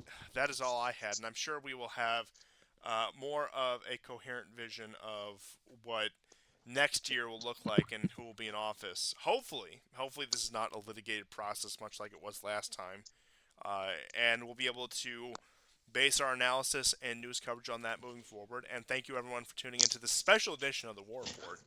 We'll see you guys Thank you. next time in a post-election episode. And goodbye. Yes. Goodbye and take care.